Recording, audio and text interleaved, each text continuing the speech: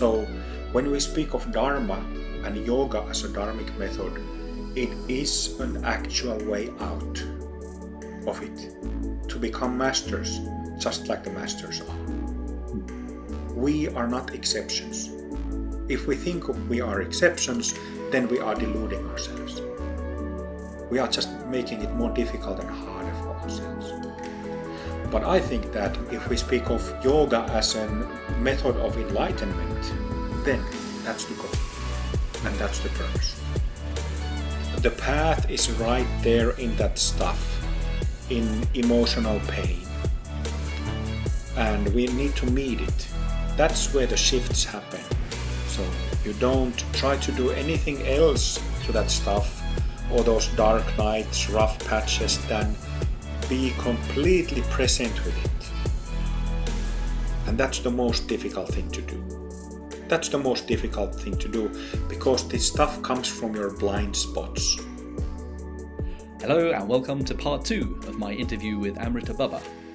In part 1, Amrita Baba talked about his early spiritual experiences as a child, his life as a Zen monk, and learning how to read energies from his teacher Terayama Roshi in his 20s, why he changed path to Hindu Tantra, discovering his abilities to communicate and receive teachings from non-physical masters, and finding his teacher Sivakami Om Anandi, who helped him refine his tantric abilities in order to become a teacher. In this part 2, we continue our discussion about Amrita Baba's path, from his initial awakening, through the stages of awakening, to revealing true nature of mind, and through the stages of stabilizing true nature of mind, all the way to emptiness realization, first stage Buddhahood, and finally his discoveries so far along the path of Lightbody, the path of healing and light, and the teachings that take one to full Buddhahood, known as full rainbow body, also known as the body of immortality or resurrection body. For more information about Amrita Baba, the teaching methods, and Amrita Mandala Sangha, please visit amritamandala.com. So without further ado, here is part 2. Enjoy.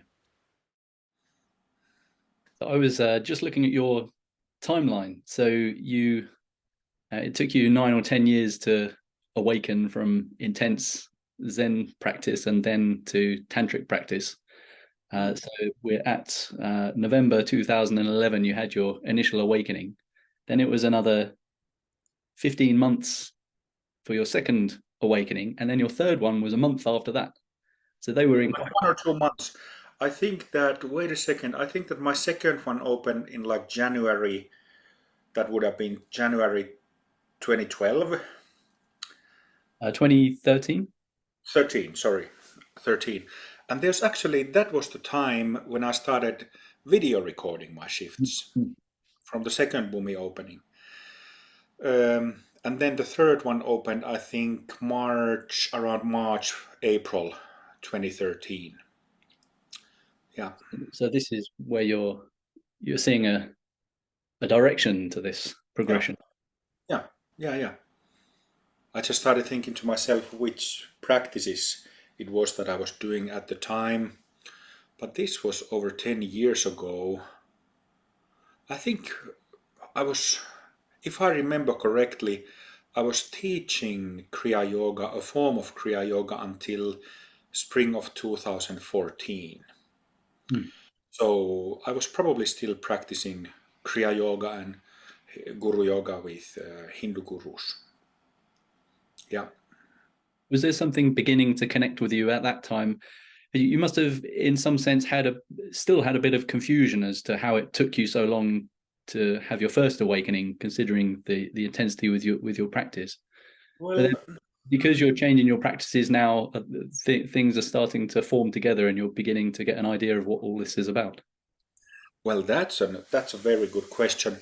No, I didn't have that thought that why is it taking so long, because Omori Sogen Roshi, who was the master of Terayama Roshi, for him it took eight years also to have the first Kensho.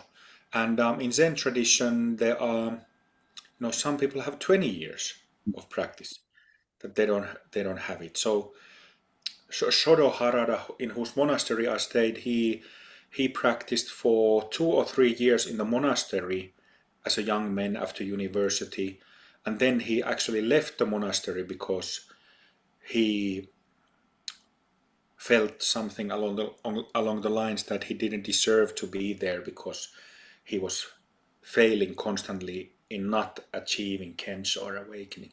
So he left the monastery and was practicing on his own for about a year in the mountains, in the wilderness, and then he had a shift. Mm. So he had his first awakening something like about 4 years after he started full-time practice. Omori Sogen had in 8 years, and then I remember some other example where it took 20 years. But this actually just shows that it varies so much, and it's kind of lottery if you win anything or not. And of course, there is no practice is wasted. If you're doing bodily sitting, for example, it is not wasted. You will still work on your nerves and you will see some benefit from it. If there was absolutely nothing, nobody would do it, right? But this was exactly the point that I wanted to understand. And I've studied a lot in figuring this out with the help of my masters. So this is exactly the question like how does it all really and actually work, and what are the practices that are little irrelevant or altogether irrelevant. Mm. This is exactly the point. Mm. I guess that's a pretty important question, because that so much irrelevancy is put in. We've only got a short time in life. We need to work out what's the deep and narrow path. Absolutely. I think that speaking about wasted time and wasted energy, I think that most of my time in Zen was wasted in terms of like getting real spiritual benefit. Most of it was wasted. But at the same time, I learned, well, I didn't need to learn discipline because I was completely disciplined from my martial arts and musical career, had very high work ethic, was willing to work just like in martial arts and music. But there were things that I still learned from my Zen training, but I wouldn't say that there was a little bit of softening in me because of all that sitting. But at the same time, I am critical of, shamatha meditation. Calm abiding meditation is probably the most widely taught Buddhist meditation practice, which is also what I did in my Zen training. Most of my training, I also did a little bit of koan, but I didn't really connect with that practice. But if shamatha meditation, whether in Zen tradition or other traditions, was taught as a healing practice instead of as a concentration practice, people would get so much more benefits from it. So the one thing that is true and has been said throughout ages is that theoretical understanding is everything. Because it is view or theory that,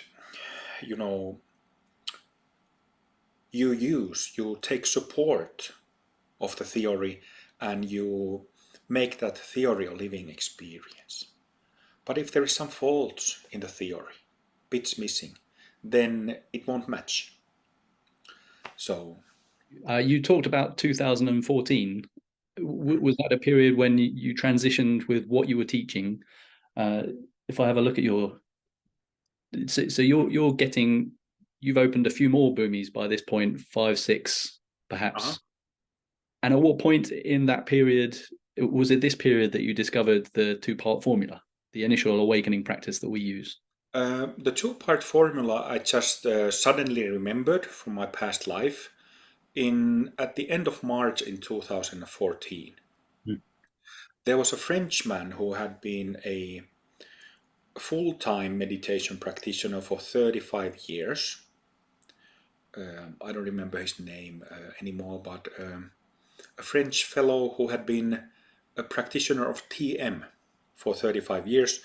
He had even been like a monastic or a renunciate in the movement for 12 years, practicing all day, every day.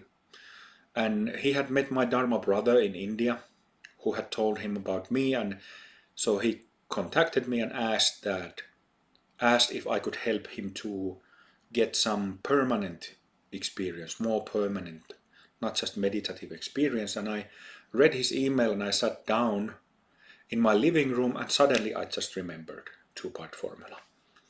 And instantly it made sense in my mind. The two parts of it, the application of it instantly made sense. So I gave him the instruction, and then he practiced, did the technique on himself at home while we were changing emails back and forth, him reporting to me about his sensation and notions, and that dialogue lasted for 4 days until he had an awakening experience. So that was the first one. And regarding shift in teachings, I think it was in the spring of 2014 when, I was very active on internet forums for many years in different forums, Dharma Overground, some others where people talked practice, Dharma Overground especially. And so people were talking about emptiness. And of course the concept was familiar to me from my Zen days, but in Zen you don't really speak about things or explain things.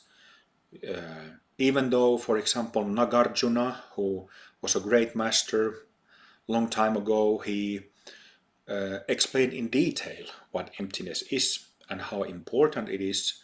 It's the most important teaching in all of Mahayana Buddhism, which means all of Tantric Buddhism as well. That's the main course. So I had become interested after my Kriya Yoga years of emptiness, and having had few awakening experiences, it made some sense. I remember reading Nagarjuna years before, and I like a splitting headache. It just didn't make any sense. Nothing to grasp. Nothing to. It was like a watered soap. It just kept slipping. But it made a little bit sense, and then I kind of felt that in my personal practice as well. I remember few students, close students, reporting to me that they kind of hit a dead end, a plateau with Kriya Yoga practice. And I just felt intuitively that I should study emptiness and that I should really understand it. And having worked with Hindu gurus for many years until that point, suddenly I started receiving visitations, darshans, blessings and teachings from Buddhist masters.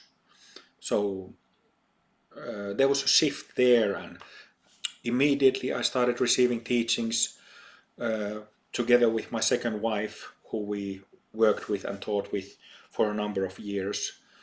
And that's how the shift from Hindu Tantra to Buddhist Tantra and Buddhist doctrine happened, I think in the spring of 2014. So you started teaching the two-part formula at, I'm guessing after this interaction with this French guy, and then you wanted to talk about it. So just trying to fill in the gaps. There was a period where you became a lot more vocal about, okay, this is a genuine teaching here that will help people awaken. So you became very motivated to find people, and it looks like you did find a lot of people, but at the same time there was a lot of resistance that came through that.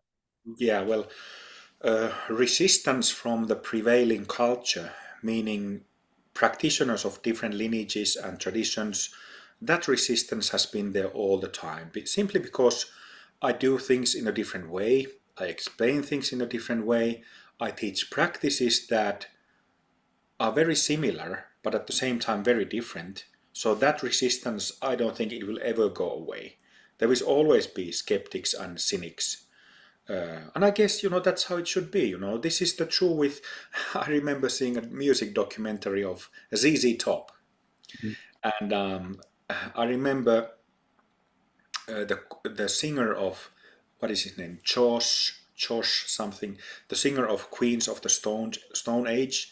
He was saying that, how much shit ZZ Top got in the beginning simply because they were playing bluesy rock music in a way that it hadn't been played before. So there was these blues purists who were completely mad at them. So it's in art, it's in music, it's in science, it's in spirituality, it's everywhere. When somebody does things in a different way and challenges the prevalent paradigm, he's a target or she's a target immediately. This will never change in human history, but it is at the same time all these years I've been wondering that how can you be so fundamentalist and so dogmatic calling yourself a practitioner? Because it just doesn't match. Like I said, that quote about Buddha that you should question everything. So the Frenchman was the first one, and I think I told about this process and about this technique to some of my students, who then within a month, several of them we had done the guidance with the dialogue, and they had practiced the two-part formula.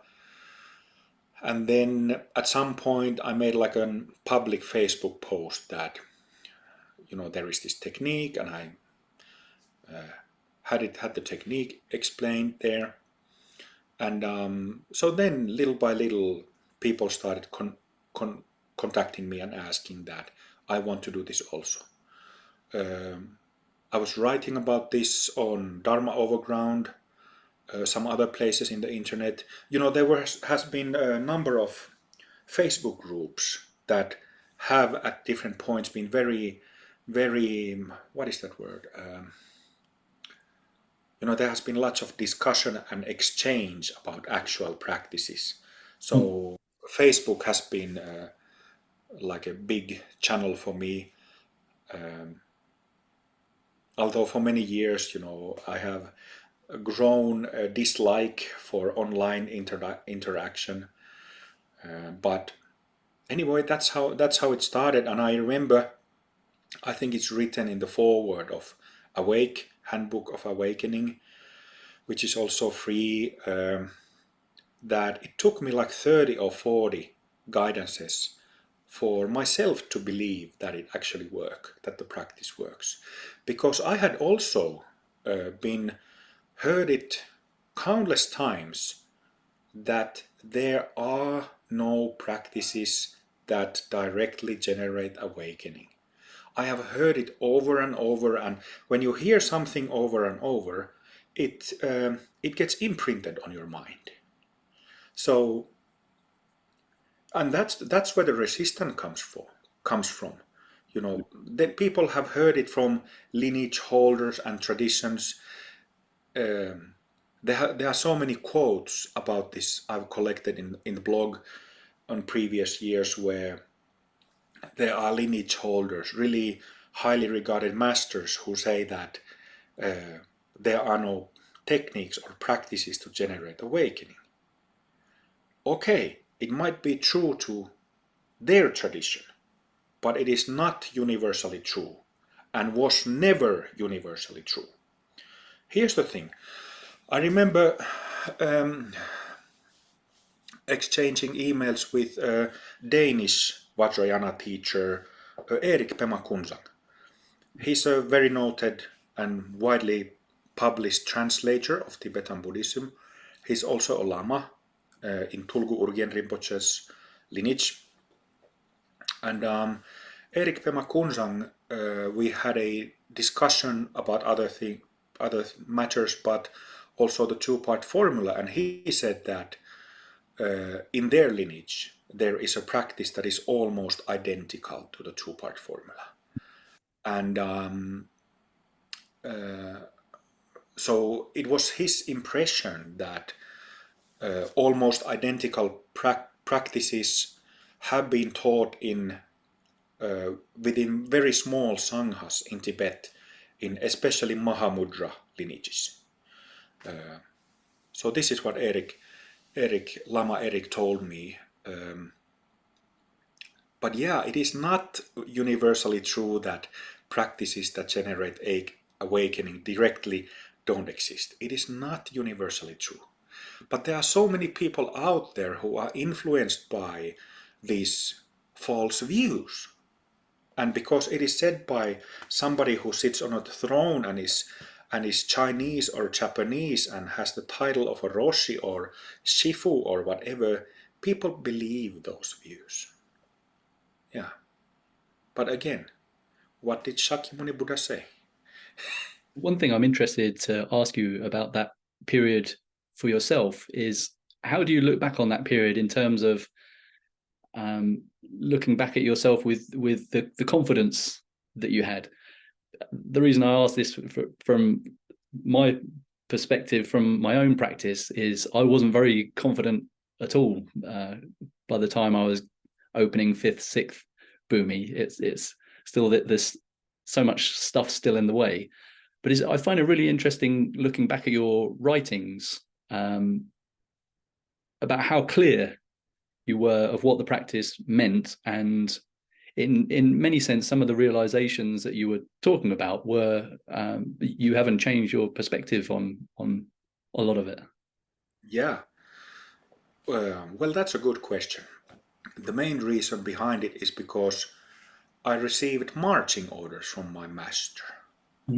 It was Babaji who, I think in 2009, he told me to, reminded me of my purpose, the purpose of my rebirth, which is, he said that, referring to me, that it is, I don't remember how he exactly said it, but along the lines that it is Baba's job to collect bits and pieces of wisdom practices and put it together as a concise method for modern people.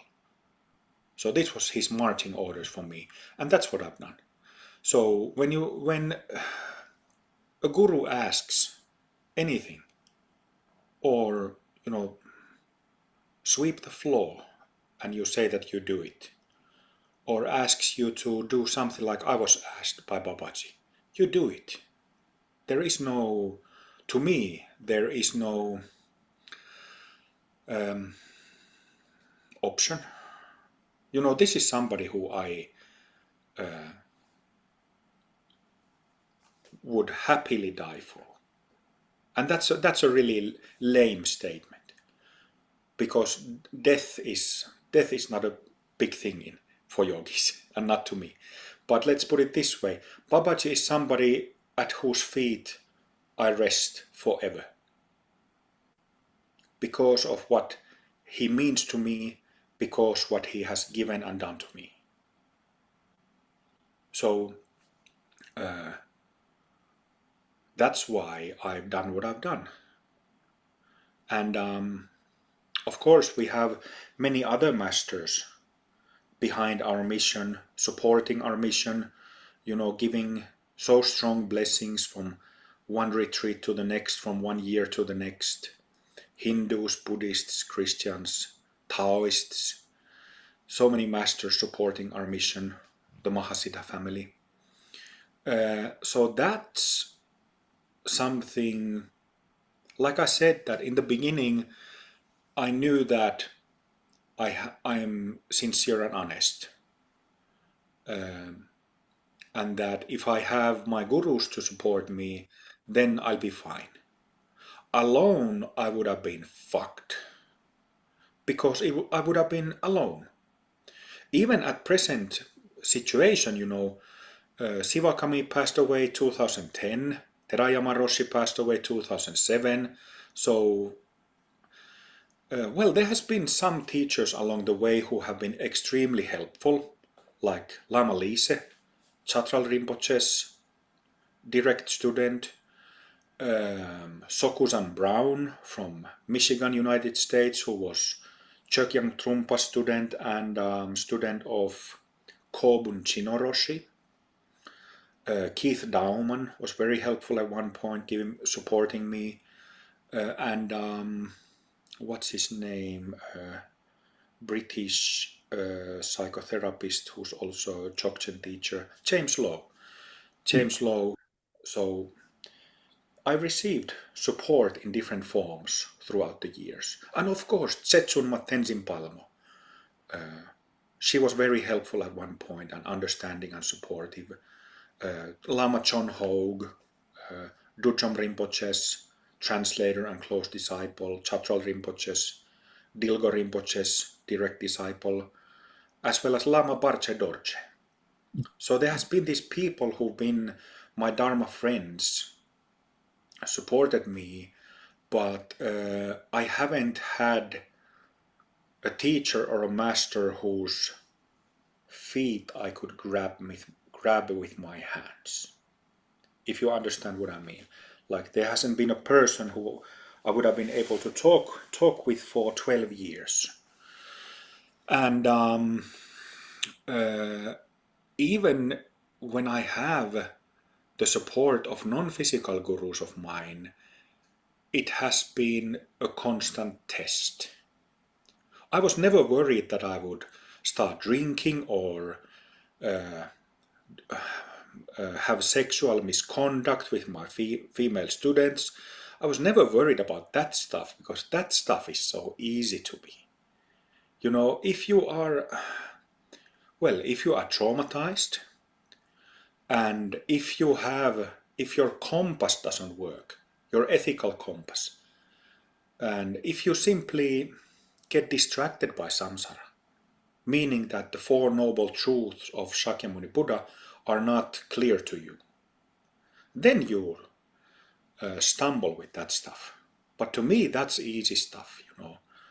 And I don't mean to sound arrogant, because there are so many students who stumble and fall on their faces with that stuff. But to me, I was never worried about that stuff. I was worried if my health can take it, and if there's enough vitality in me to keep going, because at several stages, for long periods, it looked like I don't have enough, that I can't take the stress and all the shit I've been getting from the religious folks, and so I think that with love, making a bit of joke of this, I think that Jesus Christ had it easy when he was killed through crucifixion. So they didn't only call him names, and they also killed him, murdered him, but they kind of did the same to me, but they left me alive. And I'm saying it as a bit of a joke, but you know, when most of my work has been online, a lot of my work has been online, and you have people call you with names and call you crazy and totally, totally abuse you verbally as a person, but also as a teacher. Me, without ever having seen these people in person, them not knowing me and never looking into my teachings, that is difficult. And again, being in culture where I'm not surrounded by temples and lamas who I could go and talk to. So it has been very difficult. But the reason why I've continued is because of my bodhisattva vows and because of my gurus. I'm not gonna let down my gurus ever, even if it took my life. So this period, trying to come back a little bit to early days of opening the Bhumis, and there must have been a time before all of that shit fan, but there must have been a time where actually this is getting quite exciting now. And I was wondering how the actual progress of working through the Bhumis, and then your students are coming with you at the same time and Right. catching up with you even. I'm wondering how you experienced these early awakenings, but perhaps also in perspective to how you see that now, because I'm wondering whether you still hadn't fully formed the Bhumi model in terms of perfections. So are you thinking that there's not, you've got these certain amount to go? Did a little bit of overconfidence come at some point where you think I've only got 7 Bhumis left or whatever? To this day, there hasn't been a moment when overconfidence came. No. You, and that's the thing. That's what you need to have, both as a teacher and practitioner. When you are not in Lightbody, you need to have that. You know, I was never like a. I might fall on my face when immediately after I say this, but I was never a proud person. Like pride was never my, obstruction, internal obstruction. Well, I just did what I did. I just continued to do my practice, continued teaching the way how I'd been taught, and what I had been taught, and I had these experiences, and so did my students. So that's how I knew that the practices work when it didn't work only in my case, but people's minds they would have the same experiences. Also, what is very important is that the experiences that I had and they had, the awakenings, they matched with different accounts from, let's say, from Advaita Vedanta and Zen and different Buddhist sources, so they matched. So that's how I knew that it was authentic, and it was simply a process of discovery. Getting from one stage to the next, and then in that way figuring out how it all works. And that's the way how I chose to do it, because if I had gotten a 500-page manual from my gurus from the start, where everything is explained like I explained to my students, it would not have been a journey for me. So I wanted to do it this way, where I had to rely on myself and not to rely on anybody else. So, and yes, there has been at moments one student of mine was a bit ahead of me, even in the process. I think it was opening of the 11th or 10th Bhumi. I had one Finnish female student who opened that one like maybe 2 weeks before I did. So yeah, that has also happened. But to me, maybe it sounds completely contradictory, because I was a musician, but and I was a band leader also in my musician days, but I am not the kind of person who enjoys to be in the limelight. I don't. I've said this many times over the years that I would prefer not to be a teacher. I would prefer not to be the person who goes into the front and not only has to teach. That's not a big deal. The deal is that there are consequences of teaching and responsibility. And especially in Tantra. I'm not afraid of responsibility, but only a teacher like me knows what the responsibility is. When you give empowerments, and especially when you give empowerments in a lineage that you yourself establish, there is no room for mistakes. And in Tibetan Buddhism, the history tells that such mistakes have happened, and has had devastating effect. So uh, to merely teach is not a problem, but yeah, to me it doesn't come naturally at all. Like, I don't want to be in the limelight. It is simply, teaching is something that was required of me, and I've done it because I've had to. It is the most important awakening and enlightenment.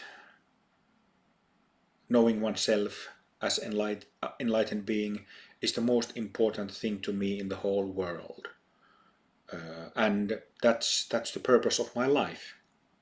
It would be the purpose of my life even if I wasn't a teacher.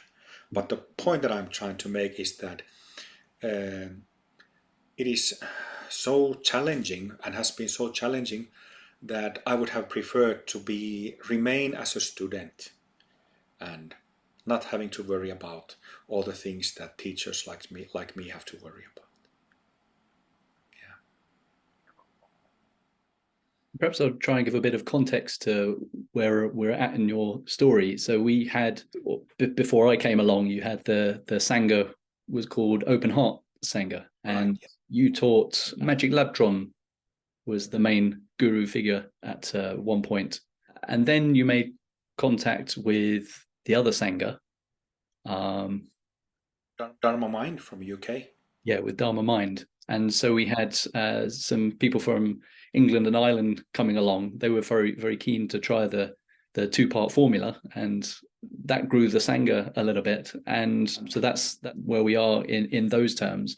And they're joining you, and sort of towards the end of 2016 is when you've made this discovery of opening all the Bhumis. And when you open 11th Bhumi, everyone who opens the 11th Bhumi experiences this sort of tapping into the natural state, which was a discovery being found by everyone that was going through, and that must have been quite an interesting time. Yeah, and what I was meaning to say to your previous question is that, like, we didn't know if the Mahasiddha Bhumis would open before perfecting the first 10. I actually remember talking with Carl, who is Amrita Simha, who is one of my students, that, he was living in Finland in our center for a year. And I remember discussing with him before Mahasiddha Bhumis, my own and my students started opening. I remember talking that I assumed that we might need to perfect all the samsaric bhumis, the whole samsaric body, before a Mahasiddha Bhumi 11th would even open up. But it didn't go that way. So, it was in I think early December of 2016 when my 11th opened, and then I had 12th and 13th open the same month of December 2016.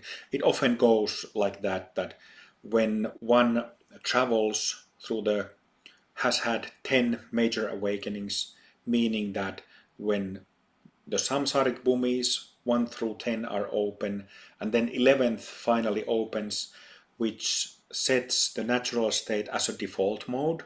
You don't need to look for it anymore, it's just there.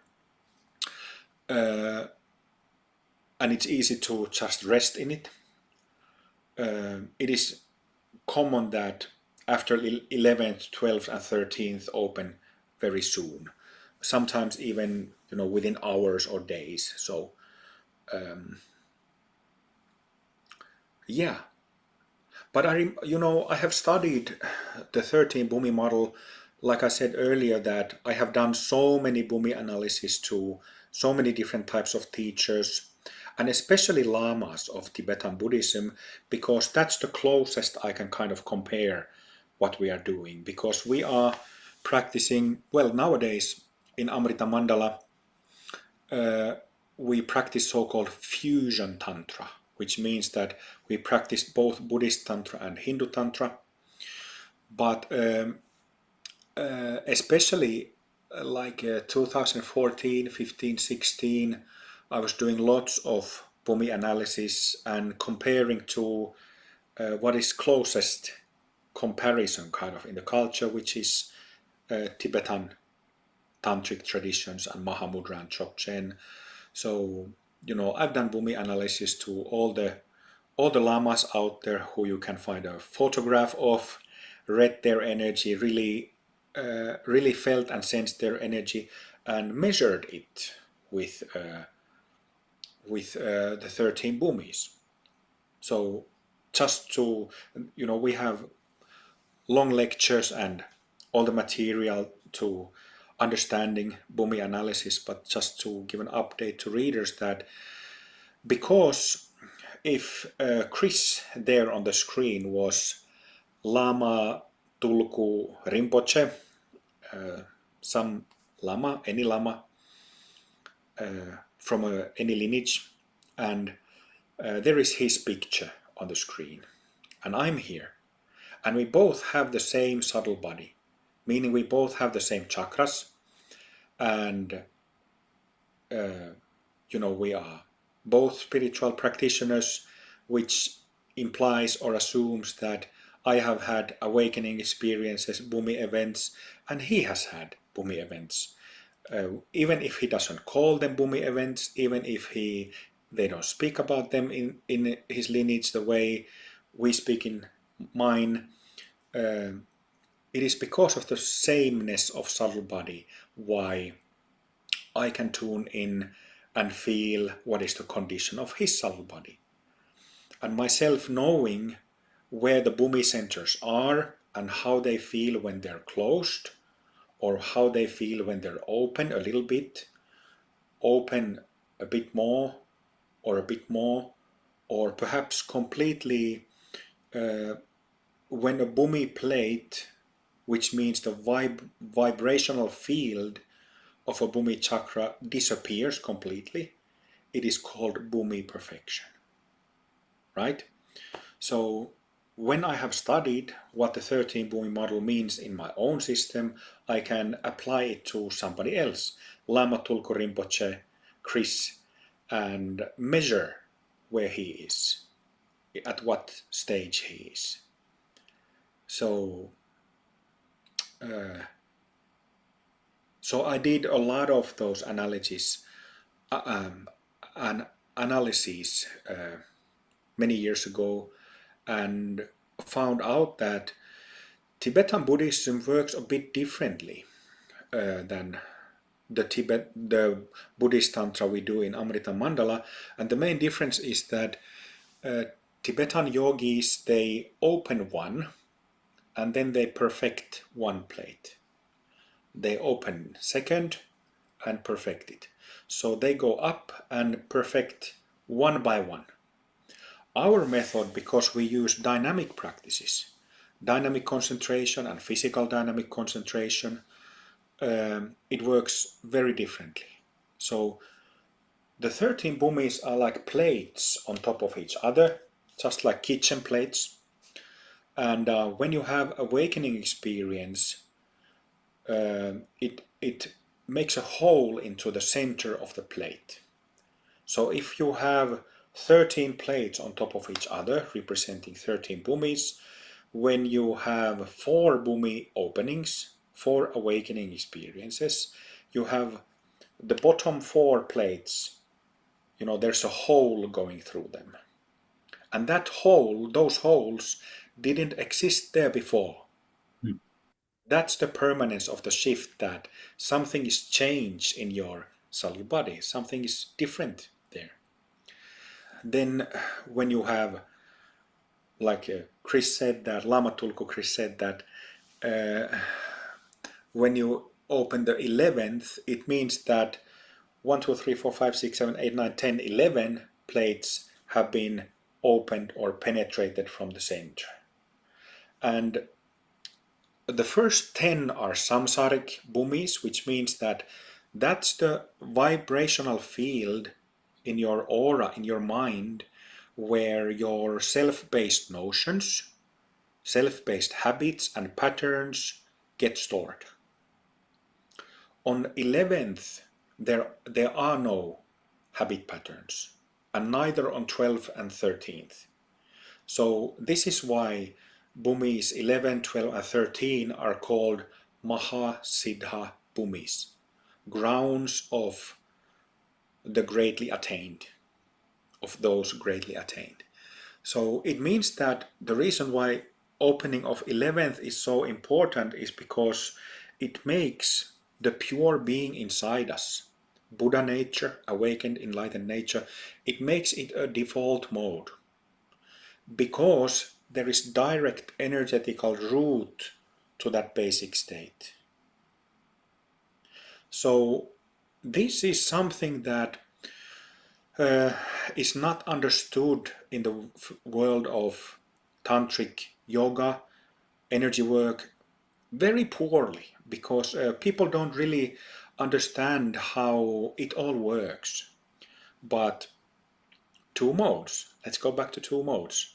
So we have pure being or selfless being inside us. It's somewhere inside us, but it's hidden. And then we have the self-centered or self-based mode. Me, I, and all kinds of reactions and emotional stuff. So those two modes. So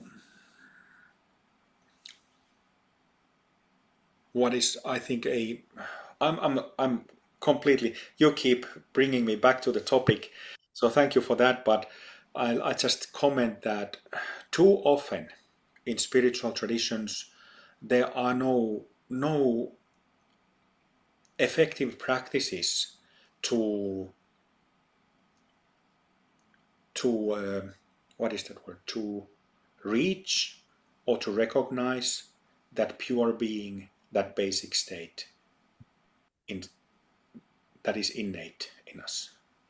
This is a big problem, because you know, a typical example of meditation is that somebody wants to become awakened and decides to start meditating, and meditation instructions are given, but there are no practices to jump out from the samsaric state.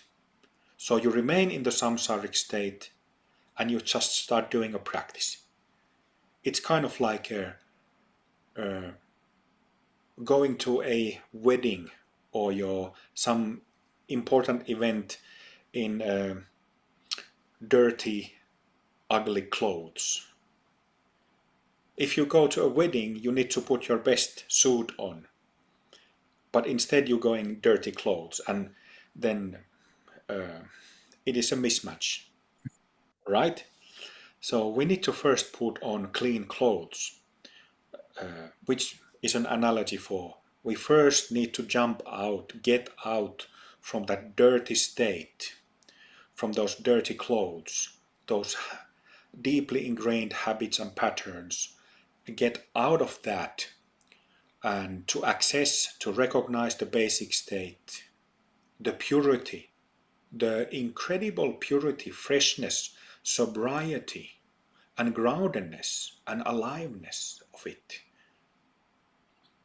And from there, look back into our habits and patterns. That's the best way. That's very effective, very quick way of getting about results. I'm thinking how different the experience was when you've opened 6 of them. This was my first sort of realization. Okay, this all might be true. I was in a lot of confusion opening the first few Bhumis, but then when 6th opens, you come outside of your aura a little bit. So then I could vaguely understand why maybe this is where people start to get a little bit stuck, because they think that they've made it or something like this. But to have a map to follow, to understand where you are, it helps you on both sides of the coin that okay, you're really struggling through a dark night or whatever, but you're still aware that there's this progression going on. Or the other side of the coin where you think, aha, okay, I'm in eternal bliss now. But if you know where you are on the path map, you can't begin to mistake that. Yeah, and that's the incredibly precious gift of a complete path map. So absolutely, absolutely. But one interesting point is that, oh, maybe just a little to add. So not all path maps are complete, and it is, even if that's the case, it is claimed that this is a complete path map. So there are traditions that started in Buddha's time who are claiming that. And I don't want to mention any names or vehicles, but those who know how it is, what the history of the arm wrestling that has that has been going on for centuries within Buddhism know what I'm talking about. But I just say that not all the path maps, although it is claimed that they are complete, they are not. So this is something also that misleads countless beings. Countless beings. And this has also karmic consequences. This has karmic consequences. Because you shouldn't say that this leads to full enlightenment just because your teacher told you that. Teachers shouldn't say that unless they know themselves and unless they have enough experience of systems other than their own. This is the reason why it's a requirement for teachers and instructors in Amrita Mandala to go and study and get familiar with other systems and teachers. Yeah. Anyway, what was the point that you said? I was getting to the Bhumis beyond sixth. So definitely opening the sixth Bhumi or perfecting the sixth Bhumi, 1 through 6, it's a very significant stage in practice. And one interesting point about opening 7th, which is there, and then 8th, which is a little higher, and those higher bodhisattva bhumis, 7, 8, 9, 10, is that you will get nowhere with opening them or perfecting them if you don't genuinely feel compassion towards all beings. It's beautiful how it works. It's beautiful how it's built. So you can, and there's no problem with it. You can solve your own delusions and your own issues between 1 through 6 through these Bhumi centers that have correlating areas inside in the energy system inside the body, but fixing problems from that self-concerned perspective has limits. Yeah. So to go further than the sixth Bhumi, one needs to have the so-called bodhicitta, genuine care, genuine love for all beings. And this is basic teaching in all major religions. Buddhism, Hinduism, Christianity, this is basic teaching. Even though in Buddhism it has been made into a thing. In Buddhism many things has been made into a thing, which is good because it clarifies the whole system and gives clear concepts.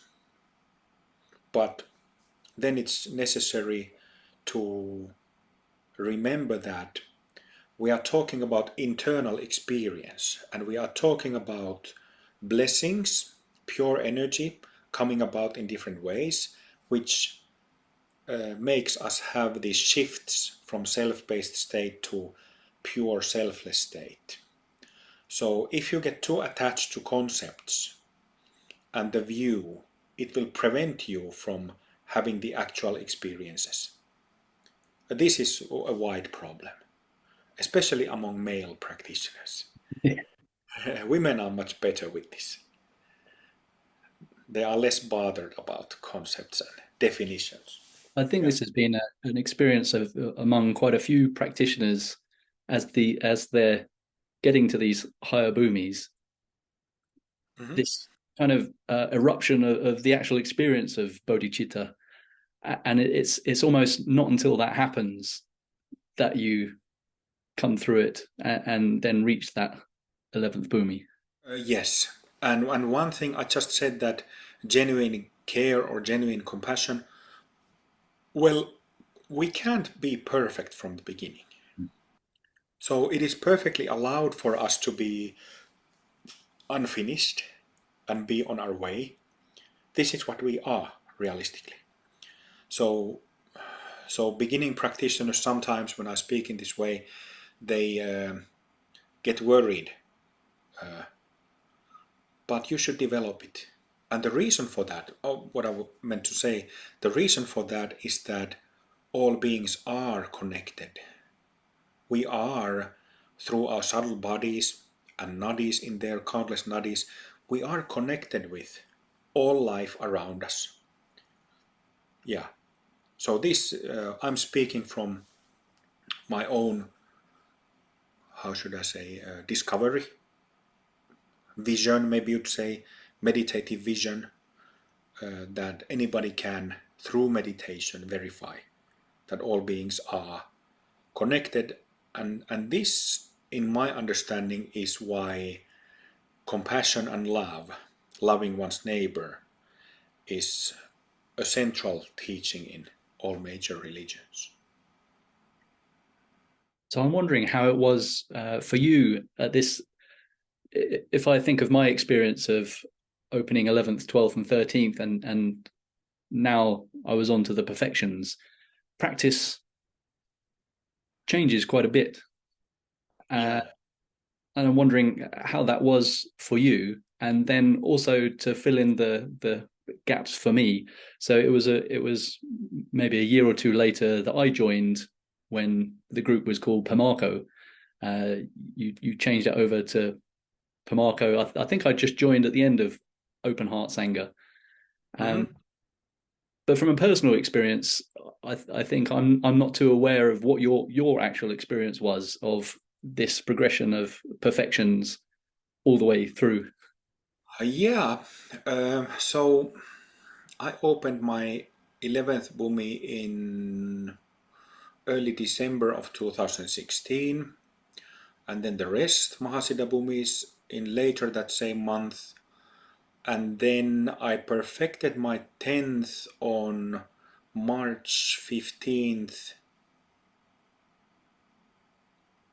2021, Mm-hmm. so 2.5 years ago. So that makes how many years between December 2016 and March 2021? 4 years, That's 3 months. I've got. right. So it took that much for me to perfect Bhumis 1 through 10. And I remember that again we are working with a stack of plates. So you start from the bottom again. And that's an interesting point actually. Again, it goes in an order. So, you don't perfect the fourth before the first and third and second. So it goes 1, 2, 3, 4. It goes in an order. There have been instances, I remember a couple of students who might have 6 open and then they perfect the first one. But it never goes in random order. It never gets in random order. But a general remark of Bhumis 1 through 10 is that my experience of it was that it takes longer, not exponentially longer, but the duration of perfection gets longer the higher you go on that stack of plates. So second takes longer than first, third takes longer than second, and so on. I remember that perfection of sixth was important turning point. At the moment, I can't really remember of the previous perfections if there was anything clearly significant. It was simply working through the terrain, working with it, working with whatever is that you're working with, going through the dark nights that always require you to adjust your approach, always requires you to be attentive and mindful, because if you're not, it will bite you in the ass and make you feel awful. And it will bite you in the ass anyway, but that's the process, isn't it? That we do some practices and they bring up stuff in the mind, and then the path is right there in that stuff, in emotional pain, and we need to meet it. That's where the shifts happen. So you don't try to do anything else to that stuff or those dark nights, rough patches, than be completely present with it. And that's the most difficult thing to do.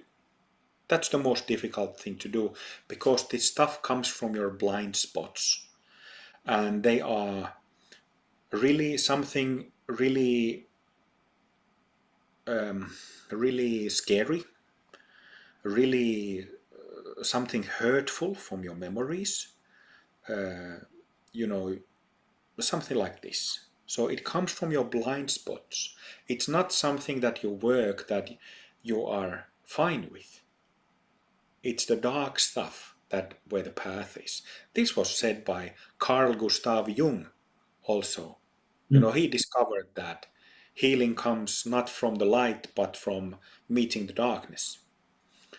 So I can't remember anything specific from perfections 1 through 5, but I remember sixth there was some sense of, okay, now there is a major part of the task has now been completed. And of course, it's the nadi system inside the physical body that gets completed. But then you have the rest of the aura to work with, which is, we've spoken about Bhumis above the head, chakras above the head, and then there are the same chakras at the opposite direction below the pelvic floor. But these 7, 8, 9, 10 are also in the aura. They make up the aura.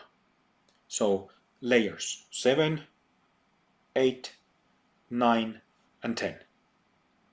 This is the aura that we are talking from healing books, New Age books, from yoga books, meditation books. We're talking about that same aura. And it's split in 4 distinctive layers,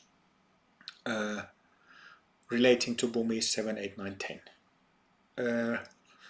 So with 6, there was a sense of something coming, something significant coming to completion, gives you certain, makes your baseline stronger. It's kind of, you are, well, with each perfection you feel that something has come to completion, and that completion means that some obstructions, hindrances that are there energetically are no longer there. And with each perfection, these peels, these layers just drop off. So again, it is not like a realms opening or special heavenly visions. No, it is just settling into one's basic state, and the obstructions of it dropping away. And that dropping away, if I say that, it is not like something actually going away. It is the sense of self in gross, subtle, and very subtle form that falls off. It is that false notion of self or I that falls off. So the actual energy channels and centers do no longer have those like the way how it is that our sense of self takes so many forms, right? Countless forms. And these forms and habits are imprinted on the channels. Like I have tattoos on my arm that have been imprinted there. So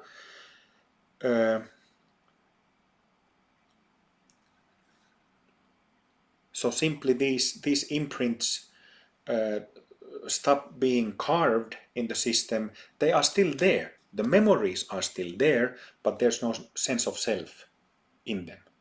So when you have a memory of or a thought association, you remember something that your neighbor did, something nasty, or it no longer has that. You no longer have that same self-centered, self-based reaction. So our memories and experiences stay, but our sense of them changes. Mm-hmm. That's the purification. And then I remember after sixth, like I said, seventh took longer than sixth, and eighth took longer than seventh, and it just keeps getting with each of them more and more complete. You kind of feel fuller, or you have a sense of that you become fragmented less and less. That's a very good way of saying it. And then finally, when you perfect the 10th, it's another very significant, you just don't feel fragmented at all on the level of nadis or bhumis. Then your second subtle body, or the first subtle body, that is purified, or the notions from them are liberated through the principle of emptiness, or sunyata, wisdom, then that part of our subtle body is purified. Yeah, and then you feel complete in that sense. Then you no longer have that sense of self, me, I, arising in any shape or form, whether on the level of thoughts, emotions, or subtle energy. None of it. So this has been in detail discussed by so many different Buddhist masters. And I'm speaking about Buddhist masters specifically in this topic because this is the weak point of Hindu Dharma. So there are fully enlightened masters from Hindu tradition, but because Buddhism made a thing of wisdom through emptiness, is why on the Buddhist side in Buddhist tradition, they have much more individuals reach that stage of full enlightenment.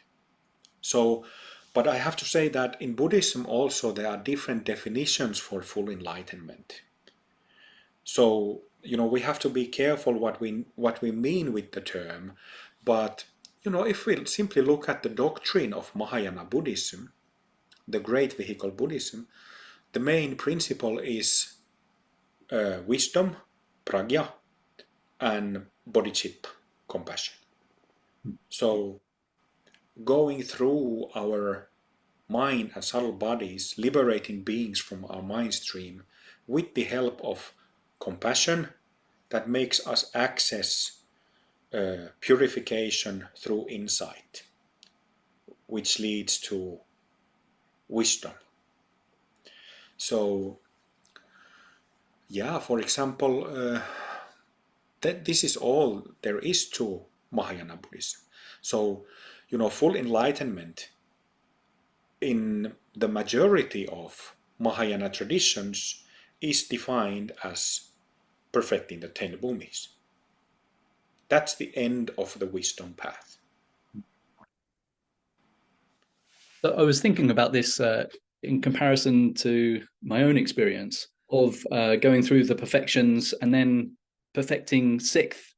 There is some sort of sense of this base that you now have that you didn't have before. And then as you're perfecting through the Bhumis above the head, the chakras above the head, kind of where I am at the moment, and I'm wondering that there's this sort of sense of ebb and flow with the natural state is there, and then selfing comes in, and then it goes away. And there's much more like this in my experience in this stage of it. Yes, definitely. So just like with successive Yep. awakenings, they are the same but different. So when working with gross self and then subtle self and very subtle, it is still the same self. Same but different.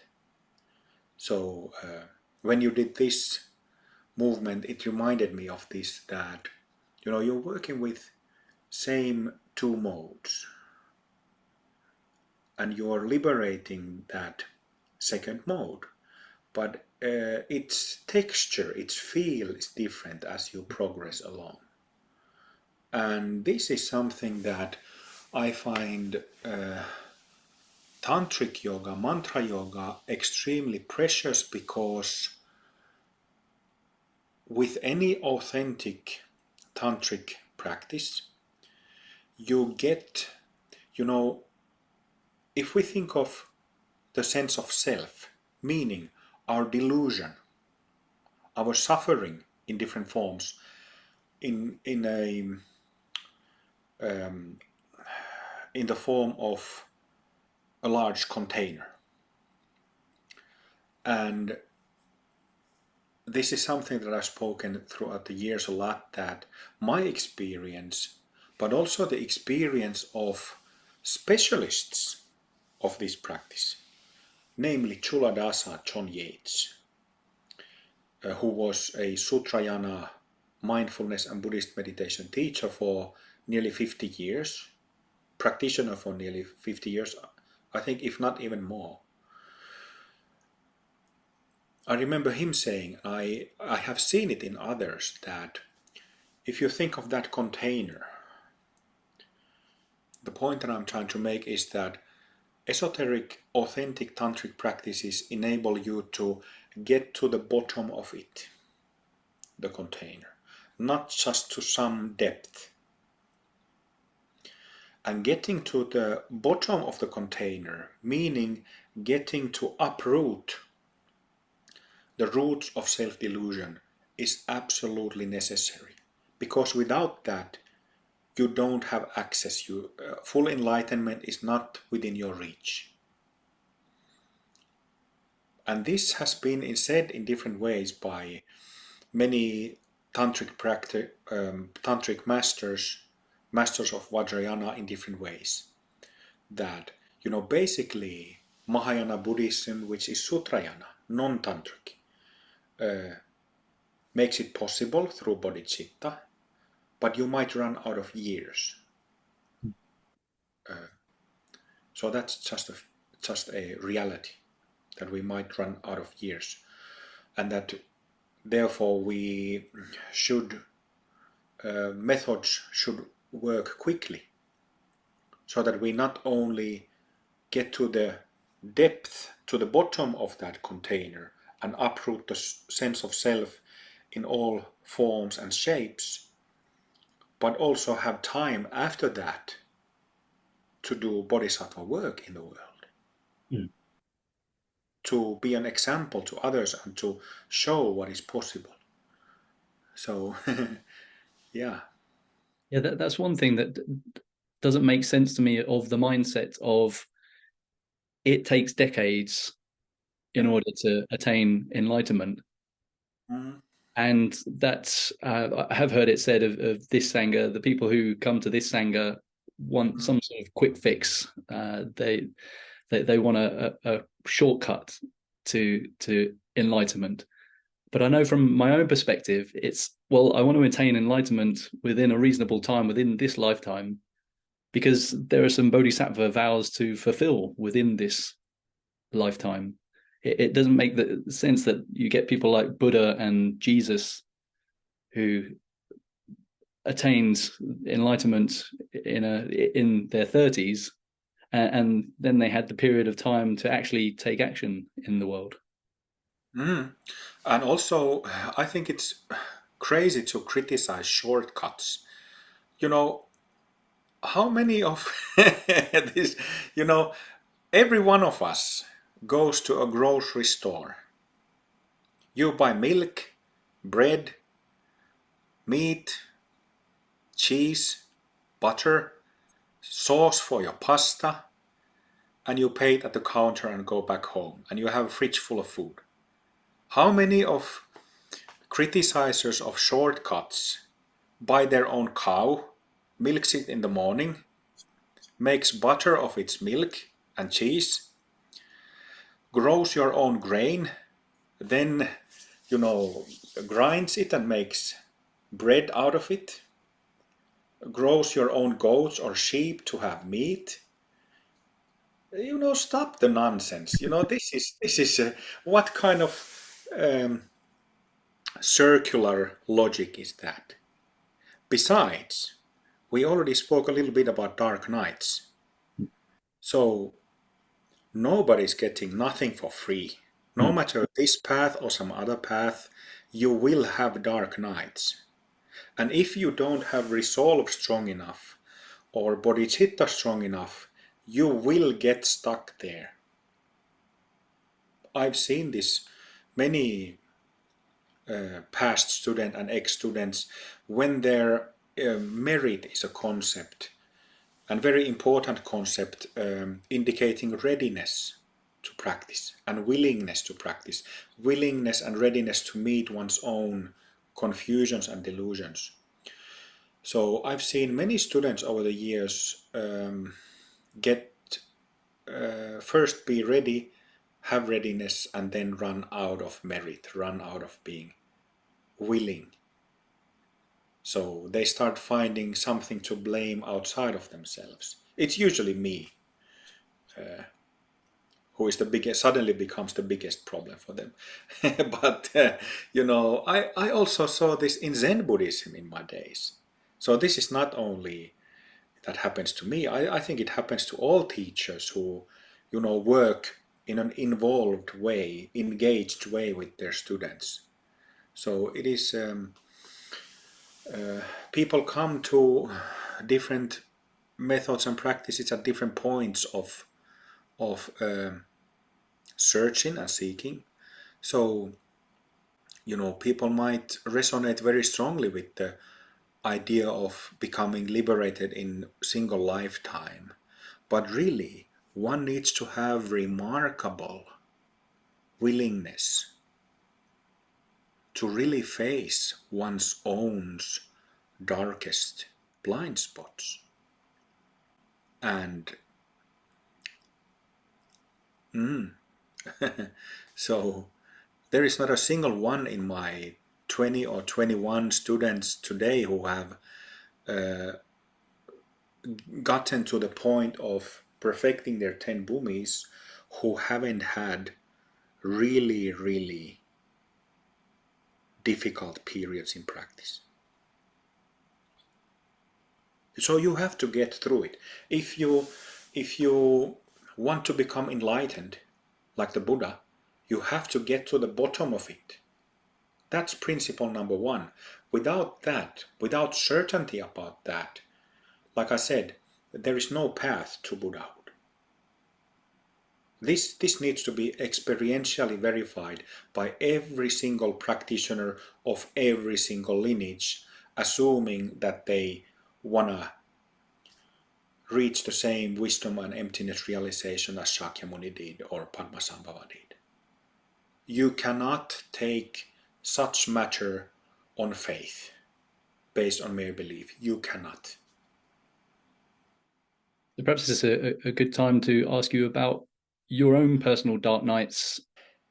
But I'm thinking this also in context of you have a sangha that you're trying to bring together and teach at the same time. You're coming up with new practices. So during the time that I came, you were having a break when I came along, end of 2019.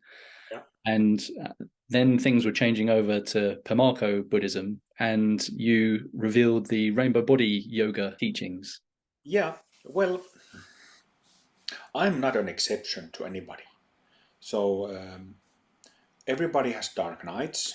If you're a human being having a human body, and even if you had like a healthy and supportive upbringing, you will have dark nights because of the fact that you were born in a samsaric condition.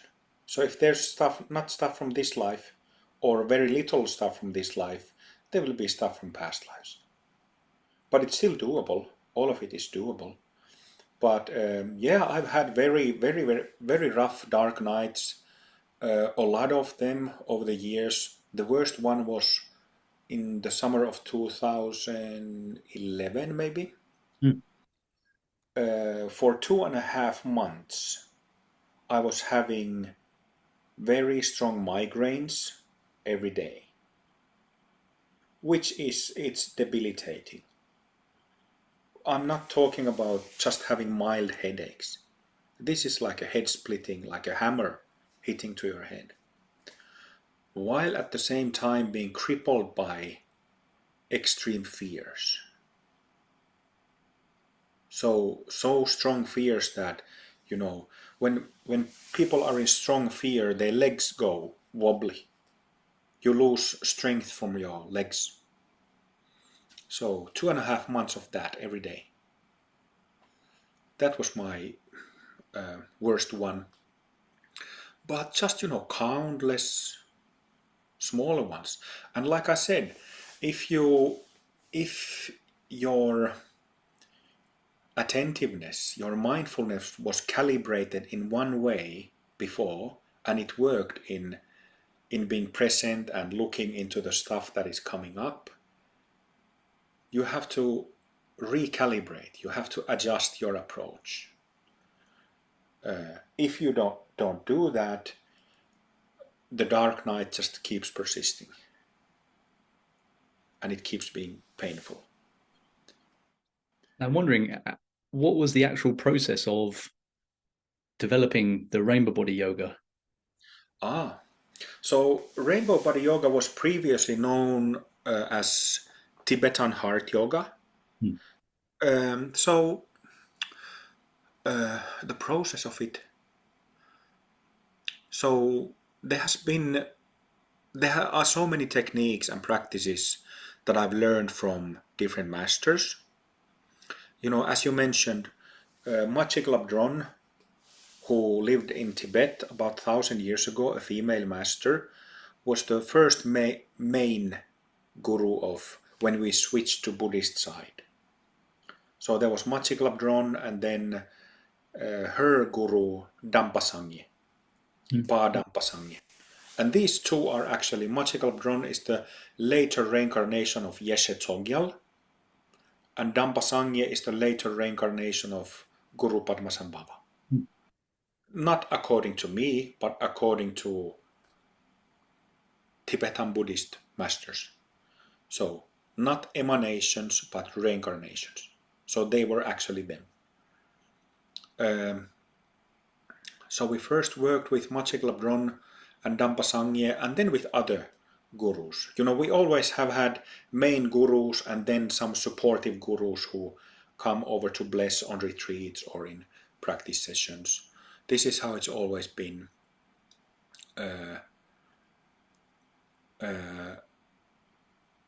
So yeah, for the first maybe 2-ish years, after we shifted to Buddhist side, we worked mainly with Machi Glabdron, and then since then with Guru Padmasambhava and Yeshe Tsogyal.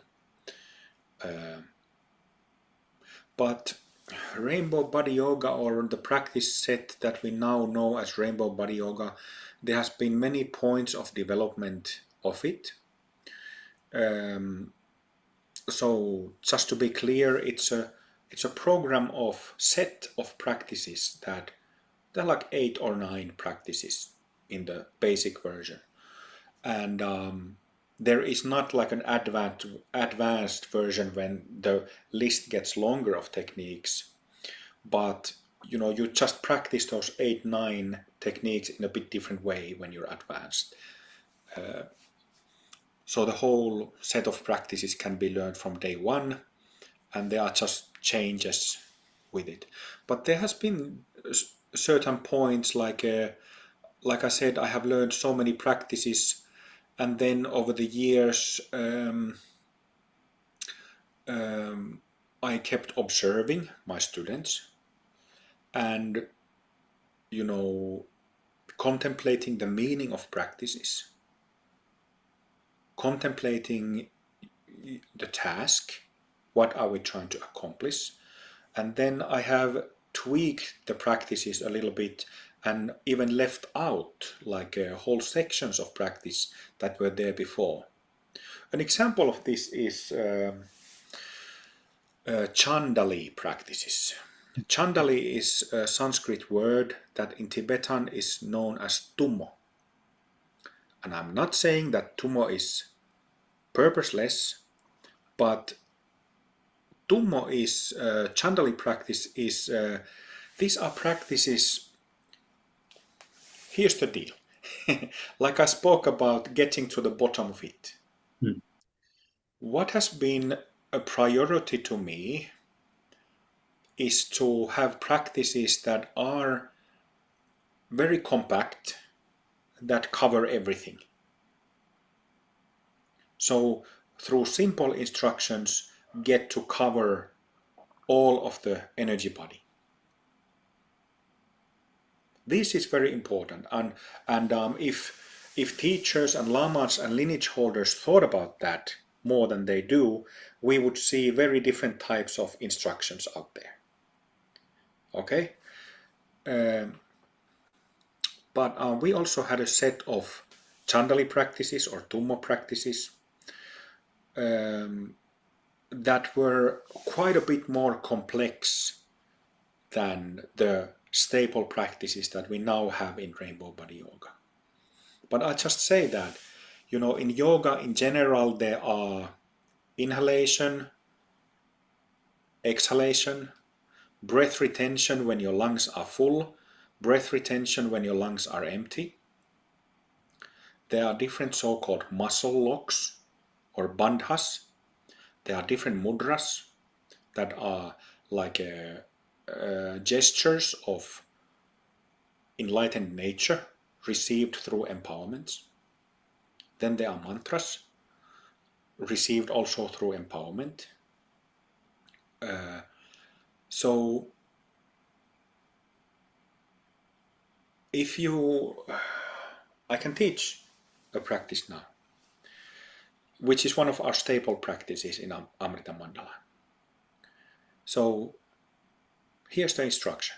Inhale, hold the breath as long as it's comfortable, and then when you kind of start struggling with it, then exhale. When you hold the breath, you can already, of course, you can sit down and relax, and you can call the blessings of a master who you hold in high regard, perhaps Jesus, perhaps Shakyamuni Buddha, perhaps Guru Padmasambhava or Babaji. Choose one and tune in with that master before you do this breathing exercise and flexing of the muscles. And also what you can do is chant the name of the master when you inhale, when you hold the breath and exhale. So simply keep chanting the name of the Guru. This is very important. This is a feature of all traditional yogas. But here's the main exercise. So you have contact and feel the blessings from a master. Then inhale. After that, hold breath in your body. And at the same time, flex all muscles of your body. All muscles.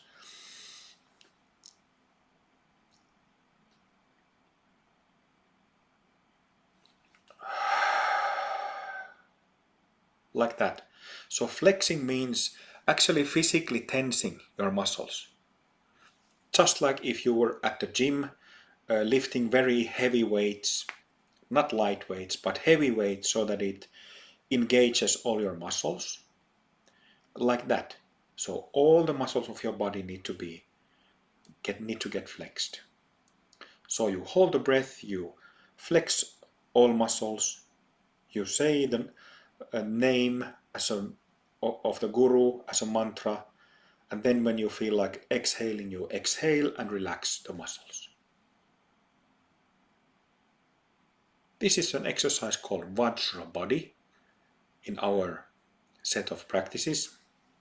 And so this is very brief. Maybe if you're completely new to this practice, don't do too many of those, because your body needs some time to adjust, so don't overdo it.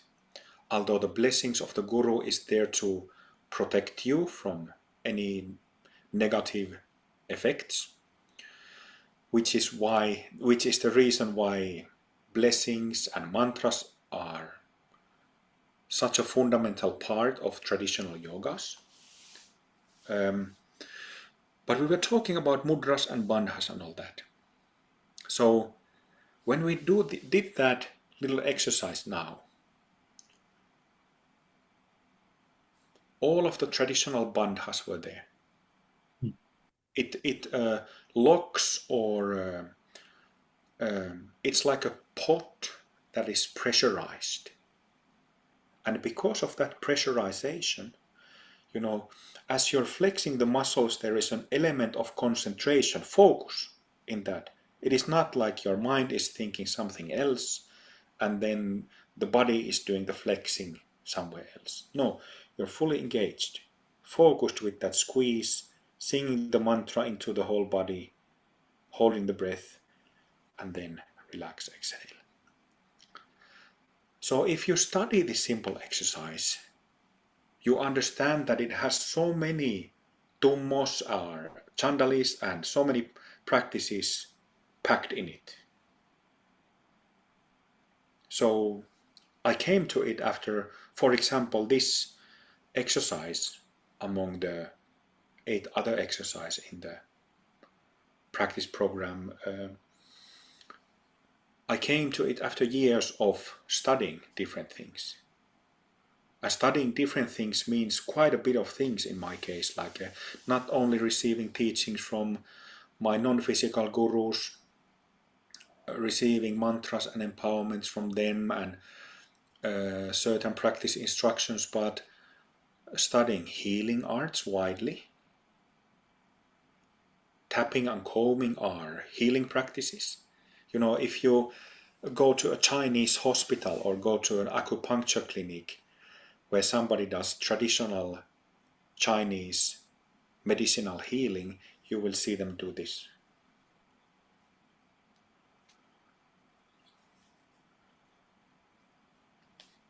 Or this.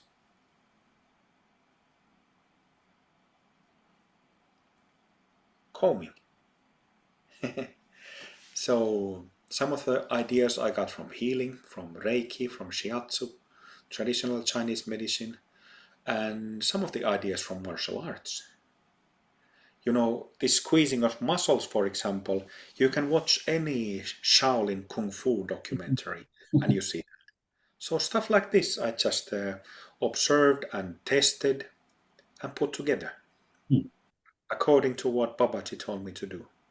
Based, of course, on the theory of Mahayana. Yeah, the reason I brought that up is just because at the time that I joined, it was 2 or 3 months after when you brought about the rainbow body yoga practice, and it was just such an exciting time. And it was just this practice which you had taken, and clearly there had been progressions of it.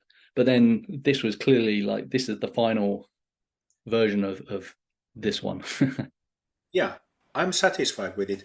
Like, for example, in Rainbow Body Yoga, we don't have the so-called central channel practices or side channel practices. We have on the Hindu side of things, in Amrita Kriya Yoga, but not on the Buddhist side of things, where the purpose is to purify the nadis. And the reason for that is that I don't think it's that beneficial. So I chose to, instead of focusing on these three main channels here, I chose to put focus on all the tens of thousands of nadis inside the body and outside the body, and go into it in as concretic way as possible. Yeah. So I think it was about a year and a half or so after I joined. I know I was still in the thick of opening these first ones. It was perhaps a year and a half for me, and perhaps I was going through a bit of a period of doubt, but also I was sidetracked a little bit. I was learning some psychotherapy things at the time, but then I look on Facebook, and I think I'd had in mind of, is this true or isn't this true? But then at some point he's got to reach Buddhahood and say that he's reached Buddhahood. And so I think, I don't know what I thought in my mind, but then one day I looked at Facebook and you had attained emptiness. You'd perfected your 10th Bhumi. At the same time, it was a very clear and noticeable difference to me in your appearance, your energy that was coming through. Mm-hmm. And so what was this period like for you? It happened on your birthday in 2021. And so I'm wondering what this initial experience of realizing emptiness is like, just from the human perspective.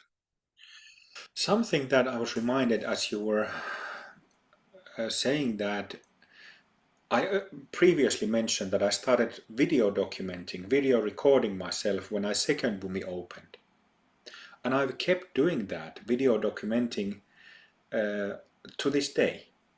So in YouTube I have, it's nearly 100 videos now, something like 94 or 95 videos at this moment, and some of my students have done this too.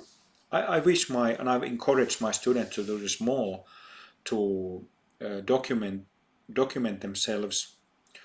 But that's what I've done, and throughout these Bhumi openings and then later perfections, and then the past 2.5 years when working with the meridians to release traumas and release echoes of the stuff from the nadis, to at some point reach the real full enlightenment or the light body. So how it was for me and I will keep documenting up to that point. How it was for me, well, very significant, of course. It's suddenly you're completely free. All these years, you develop, or I developed. It took me many years to get to that point. From my first Bhumi opening in late 2011 to March of 2021 is 10 years. So, and even before that, I was practicing over 8.5 years in retreat circumstances. So it's a long haul for me, or long enough, should I say. And so through all these years, I've developed and owned, honed my skills, and worked with your subtle body, worked with your recalibrated your perception, and you listened countless times, tuned in with your subtle body, and suddenly there's nothing to listen to. Suddenly there's no echo in there. Suddenly there's no dirt there. So, I was, how old? 42. On my 42nd birthday, it happened. In the morning, 9:05 in the morning. It was very significant. It was exactly what I had been after for so many years. Nevertheless, very soon after that, it also became apparent that, because again, we are working on hypotheses until I've had the experiences or some significant points in practice, and when my students have. So we have been working on hypotheses all along. And I didn't know what the perfection of 10 Bhumis, what it would include, what it would entail, and what it wouldn't include. So I didn't know. It was a working hypothesis, and I simply had to see it step by step. Then a little bit after that, I still had occasional migraines, and I had the assumption before perfecting the 10th that they would go, that I would not have them,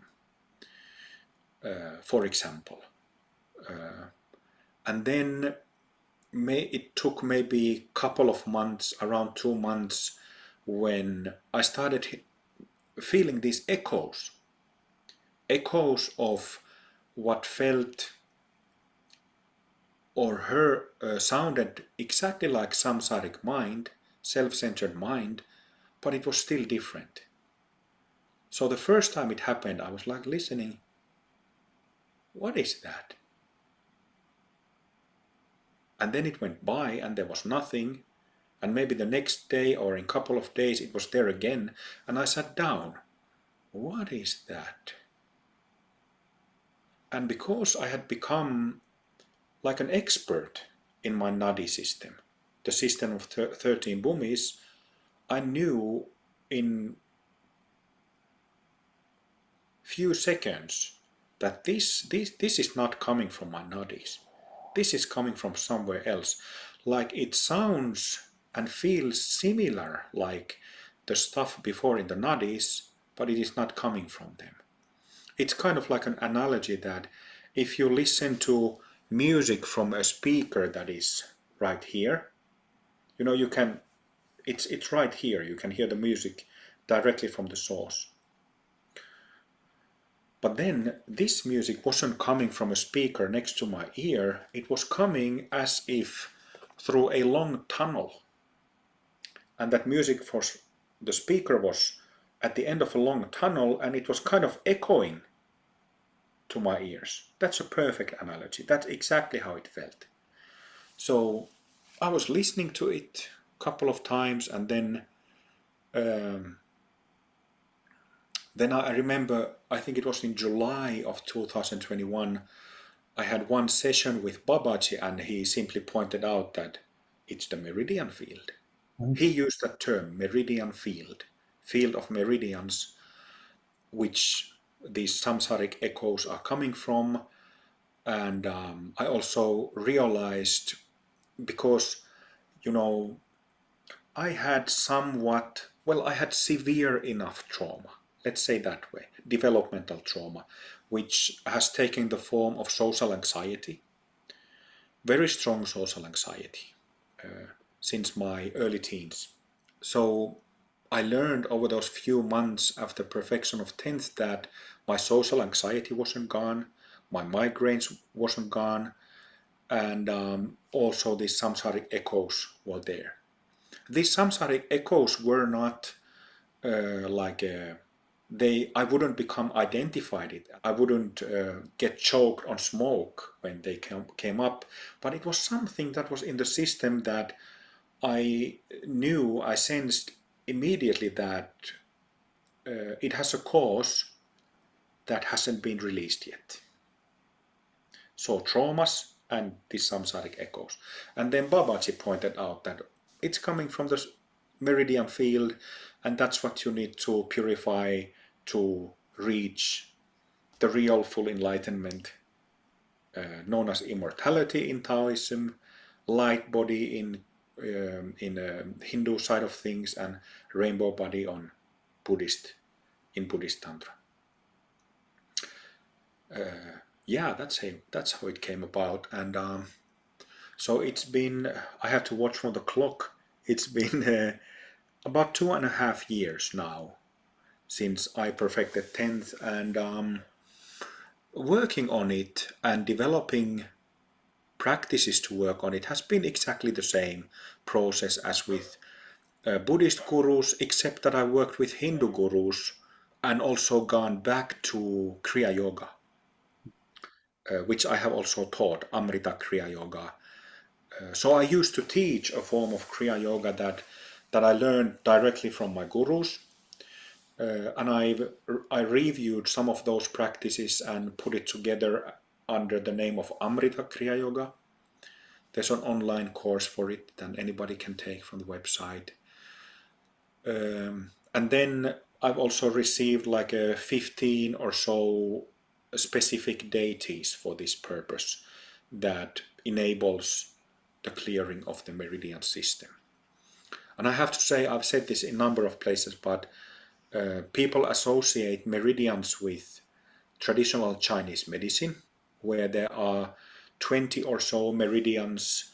You know, if you watch an acupuncture presentation of human being, you can see these meridians going here and there, quite separated from each other in a human body. And this is where acupuncture needles are put to heal some illnesses or alleviate some health symptoms, and shiatsu also is applied on acupuncture points on certain meridians.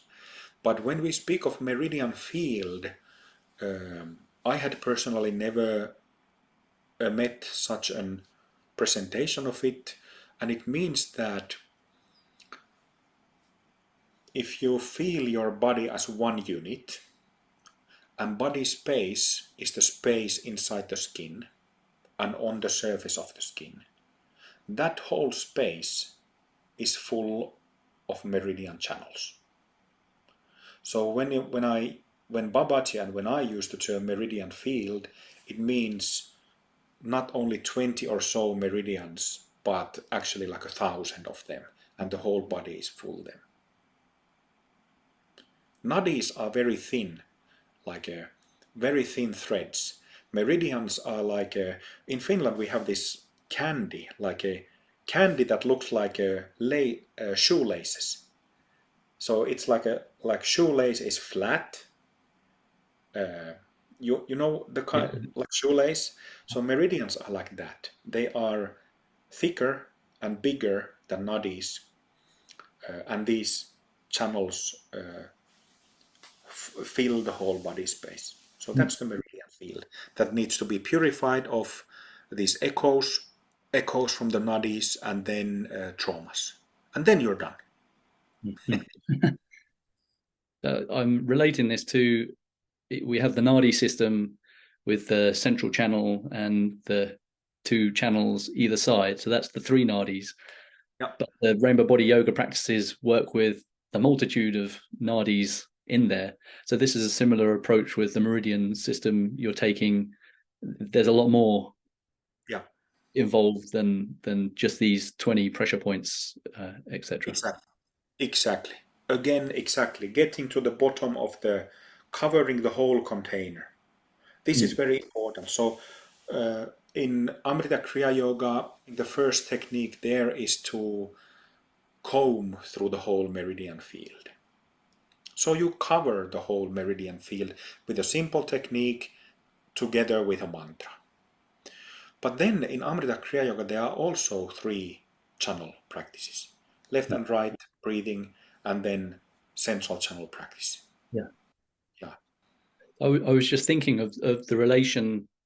So what some people might get a misunderstanding of is the Bhumi Nadi system. We are getting right inside the body. I can feel it in myself. It's like the whole body has cleared out of its karma from the Nadi perspective, and then you clear the aura. But now we're going back to the meridian system, which is thicker and closer to the physical tissues of the body. But I wonder if you can talk of their interrelation of the nadis and the meridian system.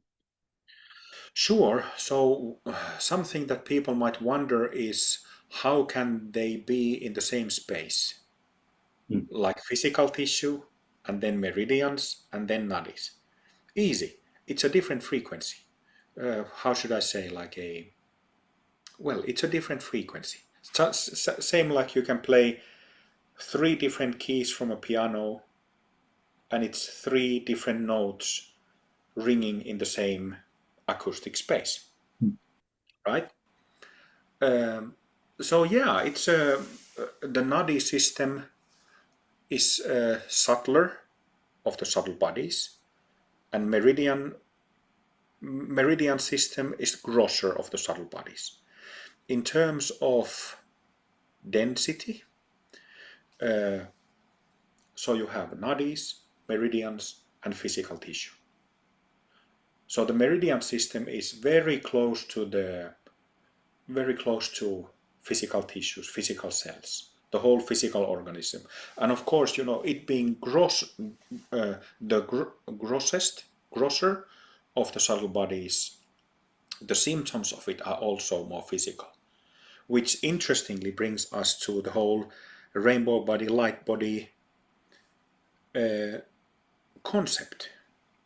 Jesus attained full rainbow body, full light body, just like some Buddhist Mahasiddhas, such as Padmasambhava and many others, and left no physical remains. Then there is the so-called small rainbow body in Tibetan Buddhism, where, well, there are a couple of different ones. Like there is an intermediate state where you leave only nails and hair. And then there is the so-called small rainbow body, where the physical body shrinks after death. The physical body actually shrinks. The physical body of an adult practitioner shrinks to the size of a baby's body. And there are pictures of this, aren't there? For people who are following along, there's plenty of research on the topic you can go and check out yourself. Yeah, so there are photographs.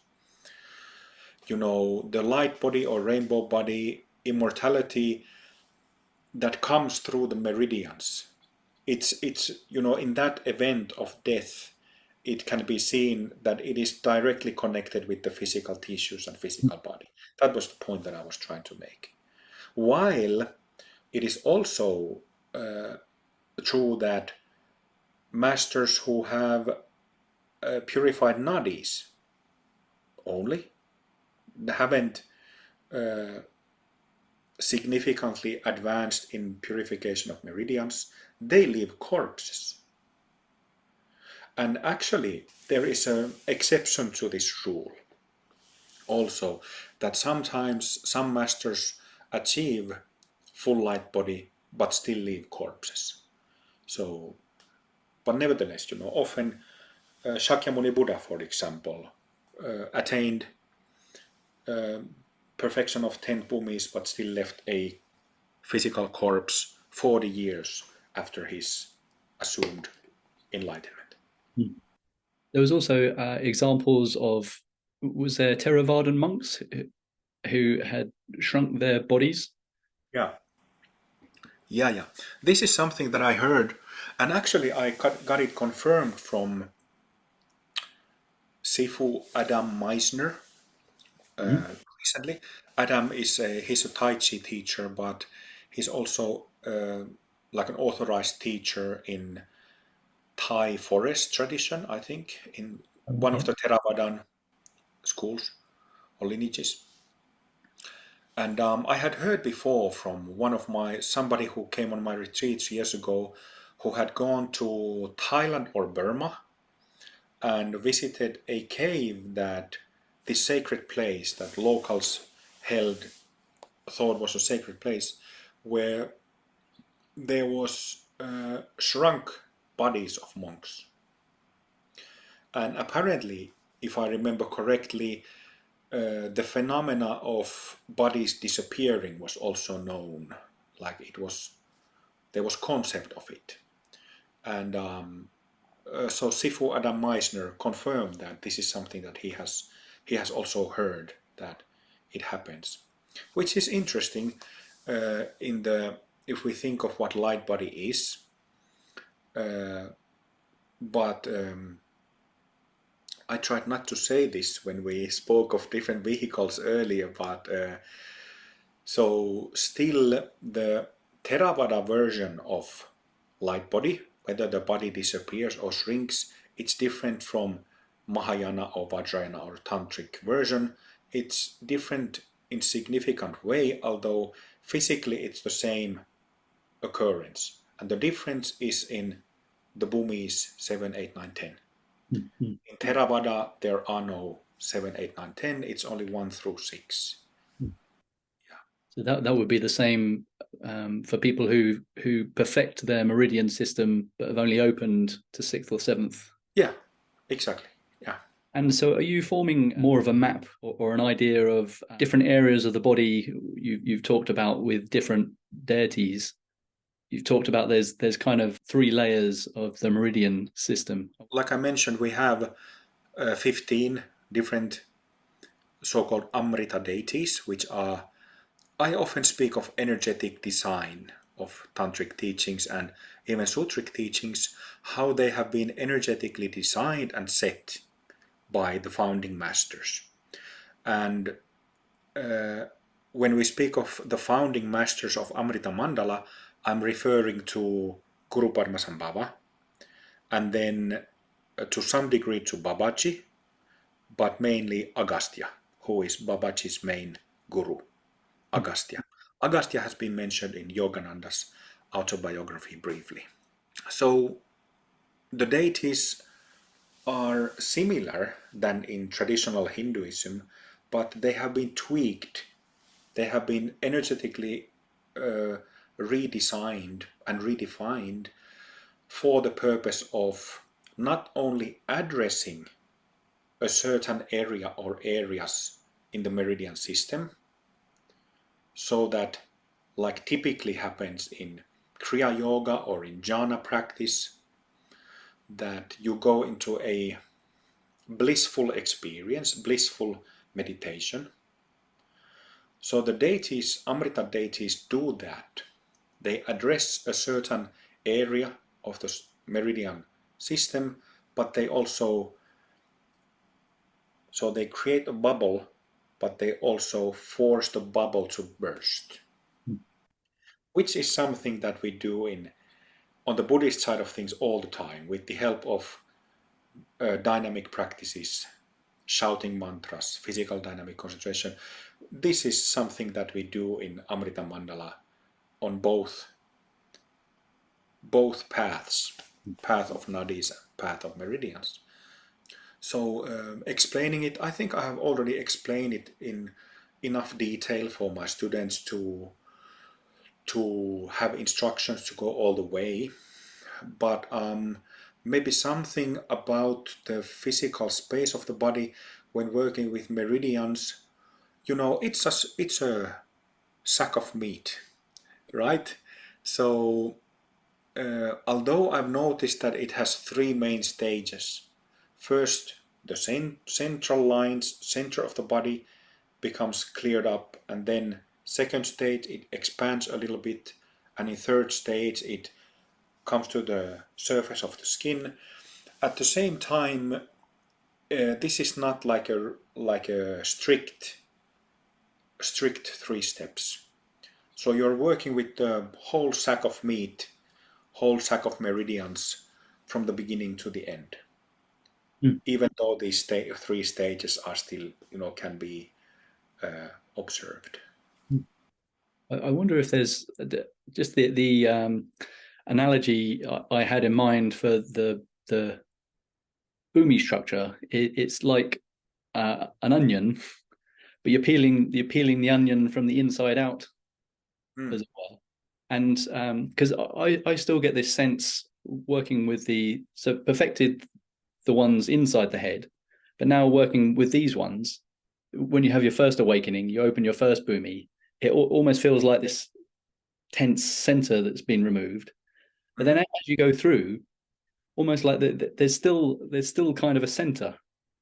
And when you get to this outside layer, you're in this very thin bubble now, but somehow you are still at the center of it. So I'm imagining with emptiness, just all of that idea of centerness pops. You've got no idea of centerness anymore. Well, that's an interesting point. Yes, very much.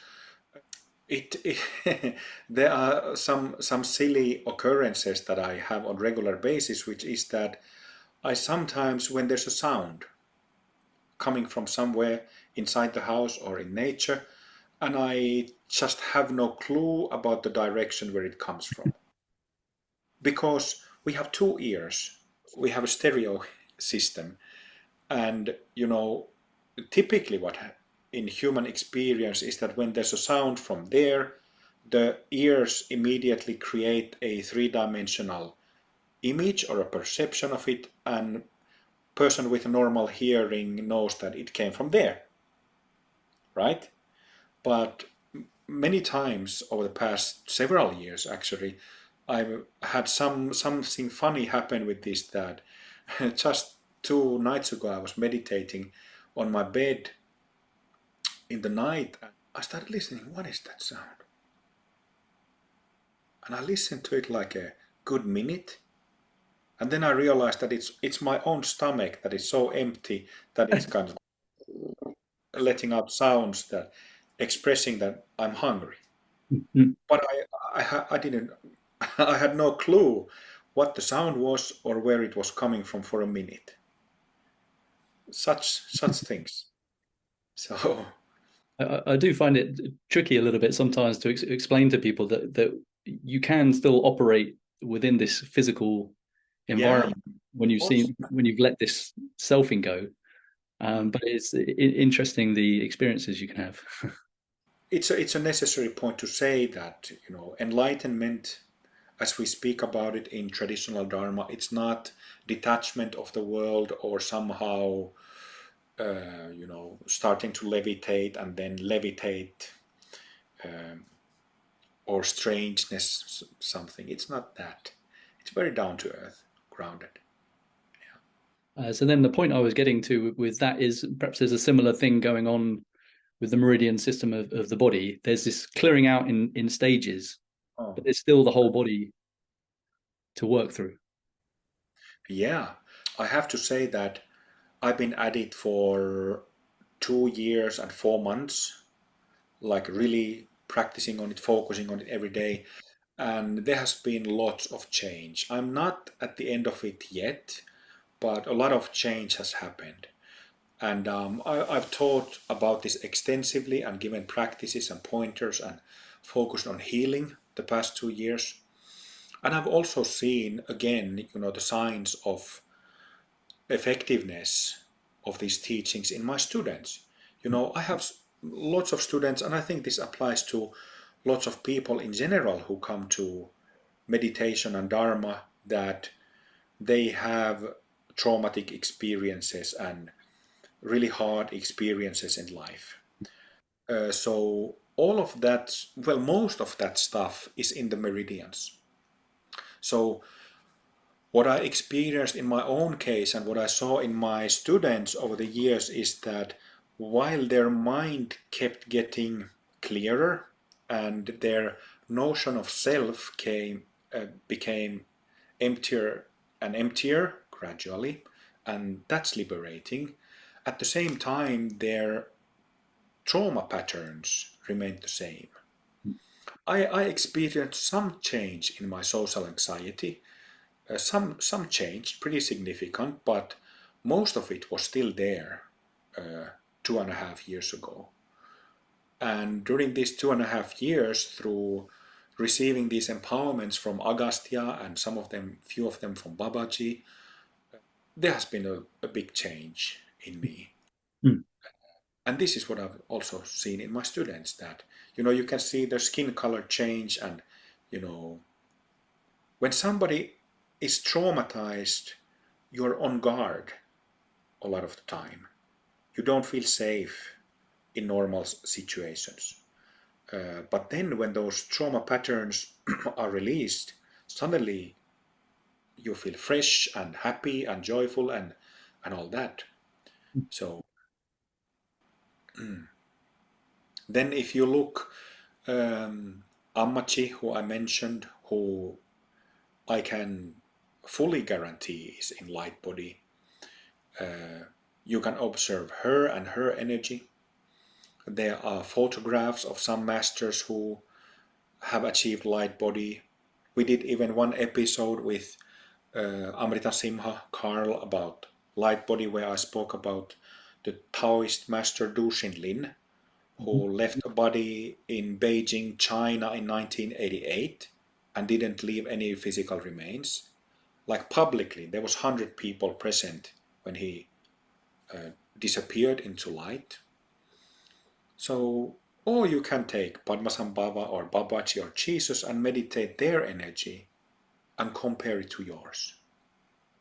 But something that, by the way, we didn't speak about is cessations. Maybe we spoke about it briefly, but cessation is an important concept and very important experience in, it's actually both in Buddhism and Hinduism. Buddhists got it from Hindus, like they did about many things. But Bhumi events are cessations. So moments when the whole selfing mechanism ceases to be. Moment doesn't only stop, but ceases to be. It's like it disappears for a moment. And cessations have been extensively discussed in the book Buddhas Among Us. But it's exactly the same mechanism with meridians and purification. You start having cessations of the meridians. It's like the trauma habits for a moment are not there at all. And in the beginning, these cessations are short and they gradually increase in duration to several minutes, to hour, to several hours, to days. And what I observed from my students, the 20 of them who have finished Nadi purification, is that when the cessation lasts 2.5 or 3 weeks, then it's permanent. Might not be when it's 2 weeks, but 2.5, and it's pretty certain that it lasts. I'm yet to find out what the duration might be on the meridian side of things, but what is really important is to understand that this enlightened nature is already in us. And cessations are periods, shorter or longer, when we get to experience that in full. So for a moment, maybe in the beginning of meridian purification, if it's 5 minutes, for 5 minutes you are exactly like Amma. You are exactly like Du Lin or Jesus or Padmasambhava. Often people tend to think of these great masters and saints so far away from me. Yeah. But well, of course, at this point, if we speak of perfecting of 10th, you have forgotten that long ago.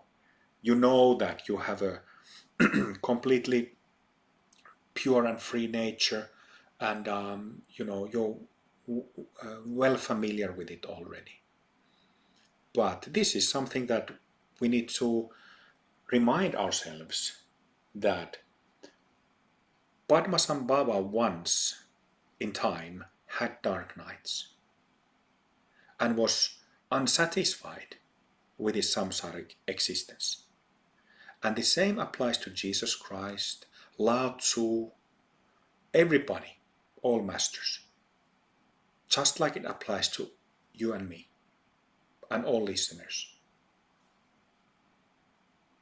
So when we speak of Dharma and yoga as a dharmic method, it is an actual way out of it, to become masters just like the masters are. We are not exceptions. If we think we are exceptions, then we are deluding ourselves. We are just making it more difficult and harder for ourselves. But I think that if we speak of yoga as a method of enlightenment, then that's the goal and that's the purpose. Perhaps I'll make a comment about people who are still confused that there are two paths to enlightenment, or they're looking from the outside. Right. Yeah. Is this ideal? I know that from my perspective, it's a bit confusing when you've still got a long way to go through your emptiness practice, and you're trying to wonder what is this meridian practice. And so from your perspective, I know it becomes a lot easier to see the meridian system once you've perfected your 10 Bhumis. You've realized emptiness.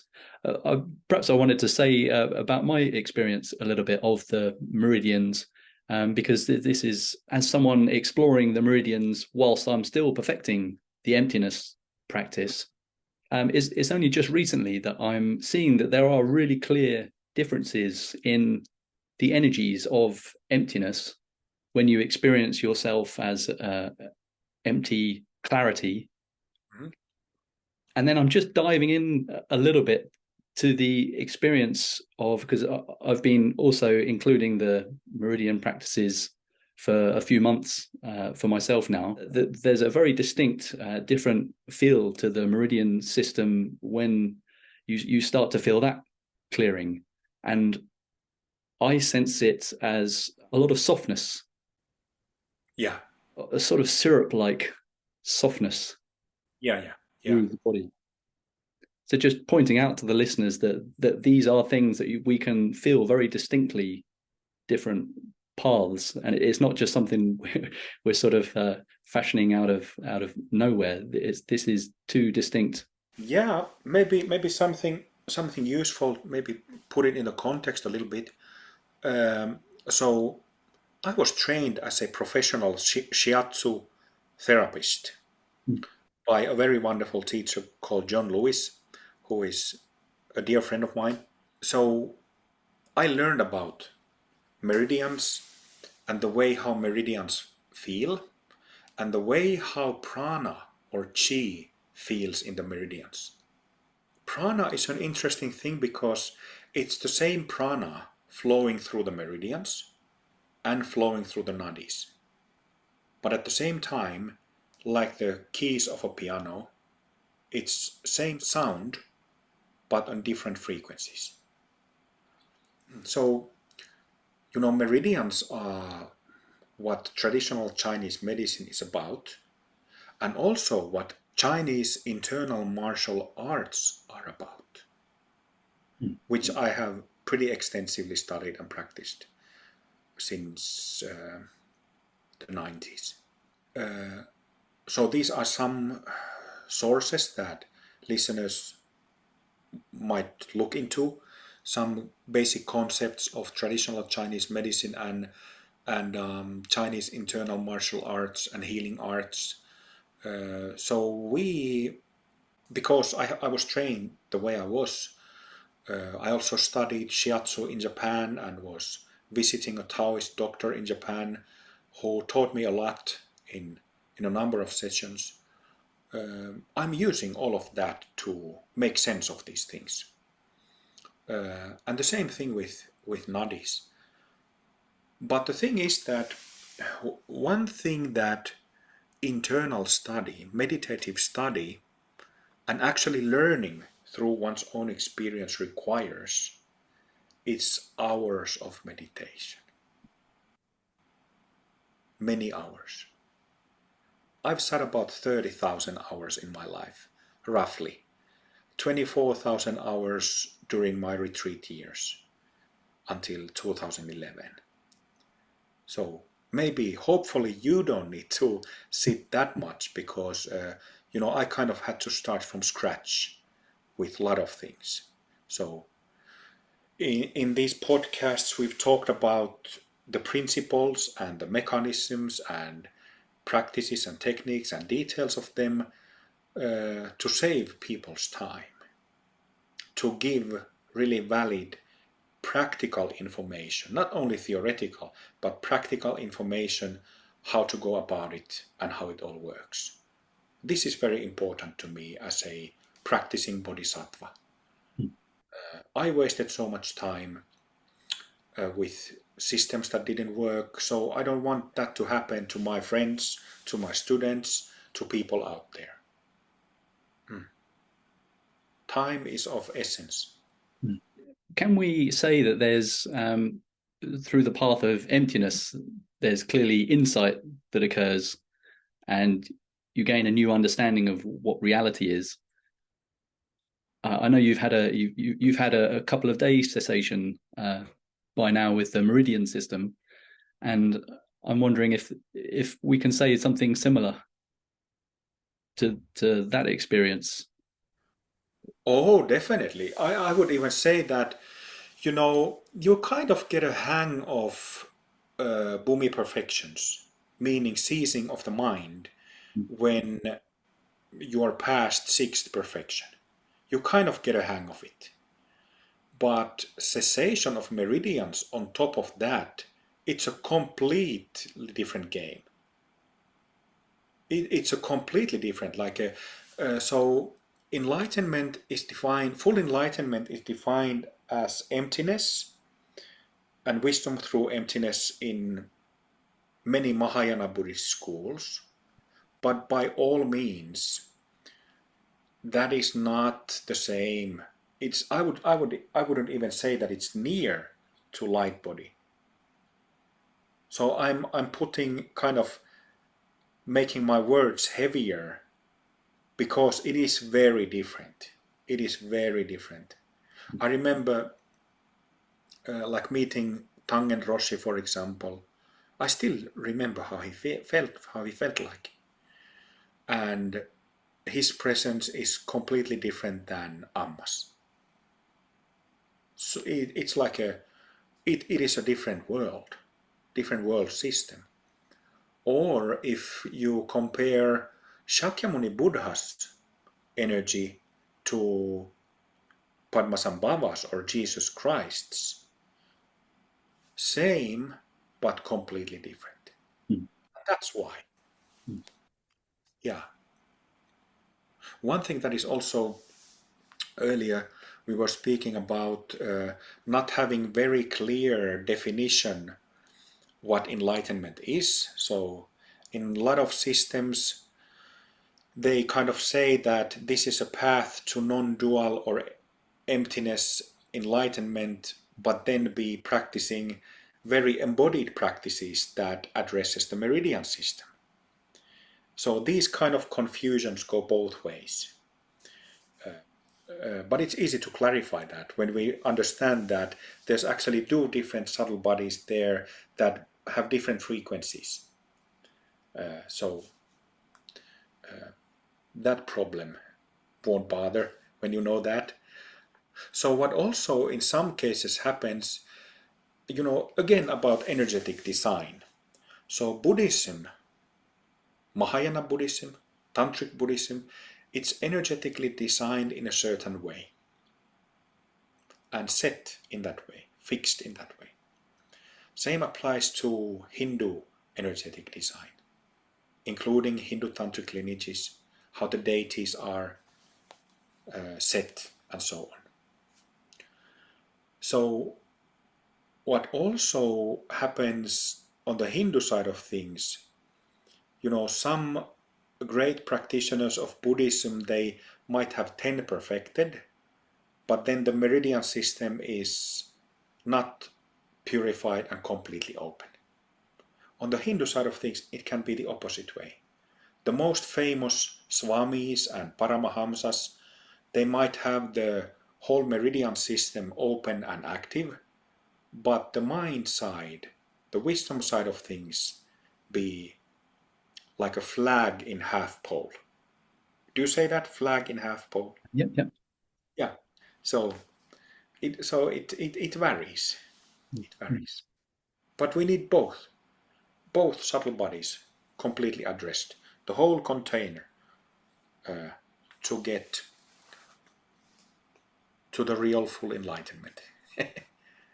So recently you've moved to Slovenia, and it was only a year ago or so that we changed our name as a Sangha to Amrita Mandala Sangha. Yeah. With a bit more of a Hindu feel to it, maybe pulling away from just pure Buddhism. So I wanted to remark of this renewed energy that I've seen in you some sort of sense that there's been a lot of struggle, but now there's this relaxedness that I've seen to you, probably partly because of the move and new circumstances.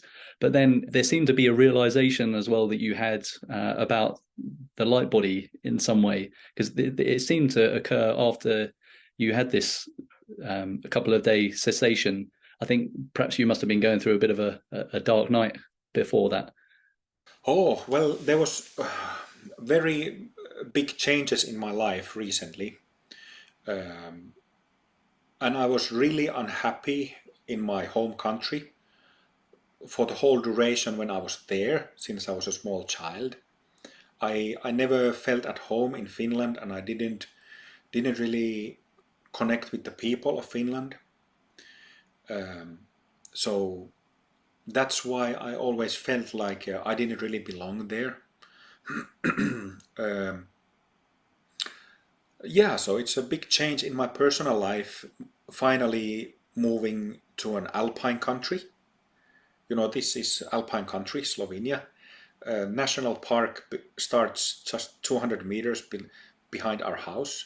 So we live right next to the very high peaks. Uh, so yeah, of course, in anybody's life, this is very meaningful. When you feel like you're in the wrong place, well, I wouldn't want to say wrong people, but you know, you kind of just, I struggle to understand and connect how people are in that culture. So I have, you know, uh, good friends and people who I love who are Finns, but I just don't understand the culture. I just don't connect with it.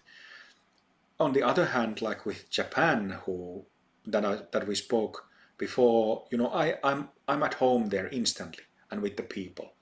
I innately behave like Japanese people. And I think that many who come to Japanese martial arts or Zen Buddhism or other forms of Japanese Buddhism are more Japanese than Japanese people because of their past life, past lives. Um, so, so this was very, very important to me to finally be able to move. But other than that, it's just getting to uproot some of those roots of trauma Mm. that have been with me. And you know, it's been you referred to the name change of the Sangha Amrita Mandala about a year ago, and I also myself I went back to my Hindu Dharma name, Amrita Baba. So this was necessary to do because I couldn't. It's not that I couldn't tolerate it, but I was constantly being bullied and abused by Buddhists, verbally abused. It's not like it is awful experience to be bullied. Anybody who's been bullied at work or at school or in a relationship knows that it's hell to. And I was properly bullied. Like people, complete strangers would send me emails and messenger messages and messages in Facebook, calling me crazy and calling me fake and whatever. Complete strangers, Buddhists, Buddhists for Christ's sake, you know, just nuts, these people. So I just wanted to get rid of that. I wanted to have peace for my work. I wanted to have peace for my Sangha and myself. So that's why we changed the name of the Sangha and I went back to using my Hindu Dharma name. Yeah, true. But, and by the way, Amrita Mandala is Sanskrit. But, you know, Amrita is, it means Amrita, which means negation of death. So deathless or immortal. This is a key concept in Vajrayana Buddhism also, as is mandala. So mandala means like I translate it as sphere of influence. So when you're in a sphere of influence, you're influenced by whatever you're influenced. And in this case, it's Amrita Mandala, the mandala, the sphere of influence of deathlessness or immortality. Yeah. And maybe just to wrap it up then, what is this sense of renewed excitement that I feel from you about this Sangha, about the mission going forward?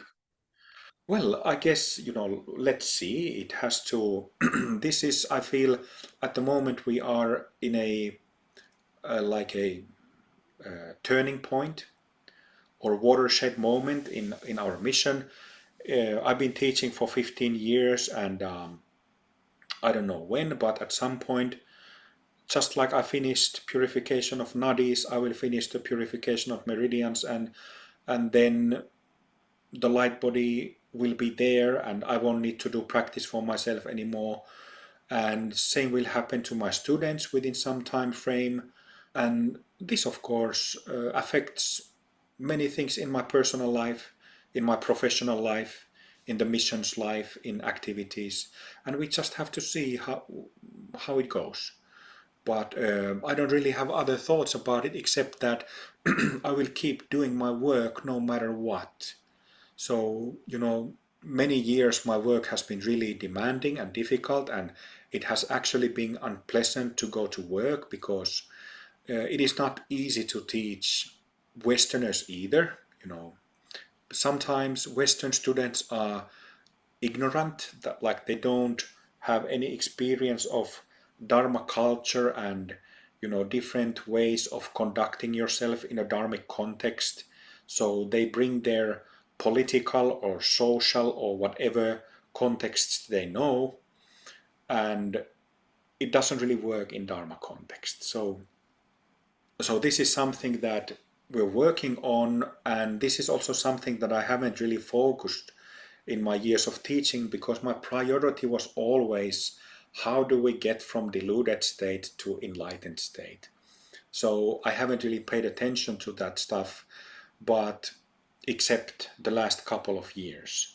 So there was enough problems and issues coming out of sheer ignorance of my students, or sometimes some problems caused by students, let's put it this way, that this part is also being addressed at the moment.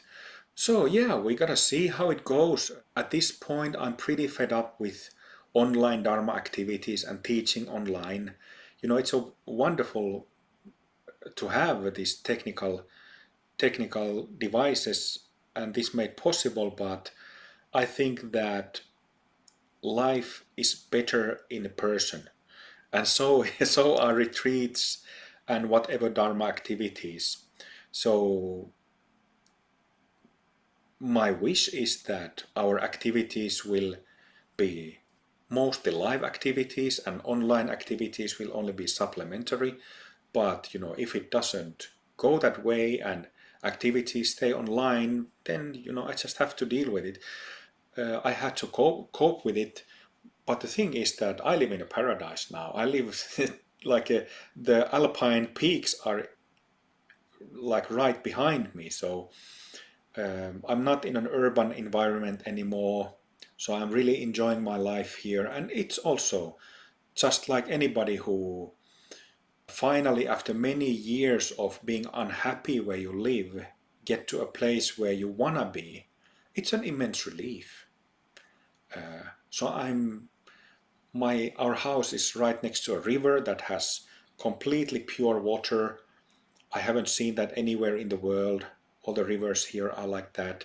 And we have this house that is also like a part-time ashram. So there are students. I've invited the members of our Sangha to come here for retreats. There's enough space to have few students on every retreat. So things will develop from here. But for several years, partially because of my trauma and partially because of negligence of my students, some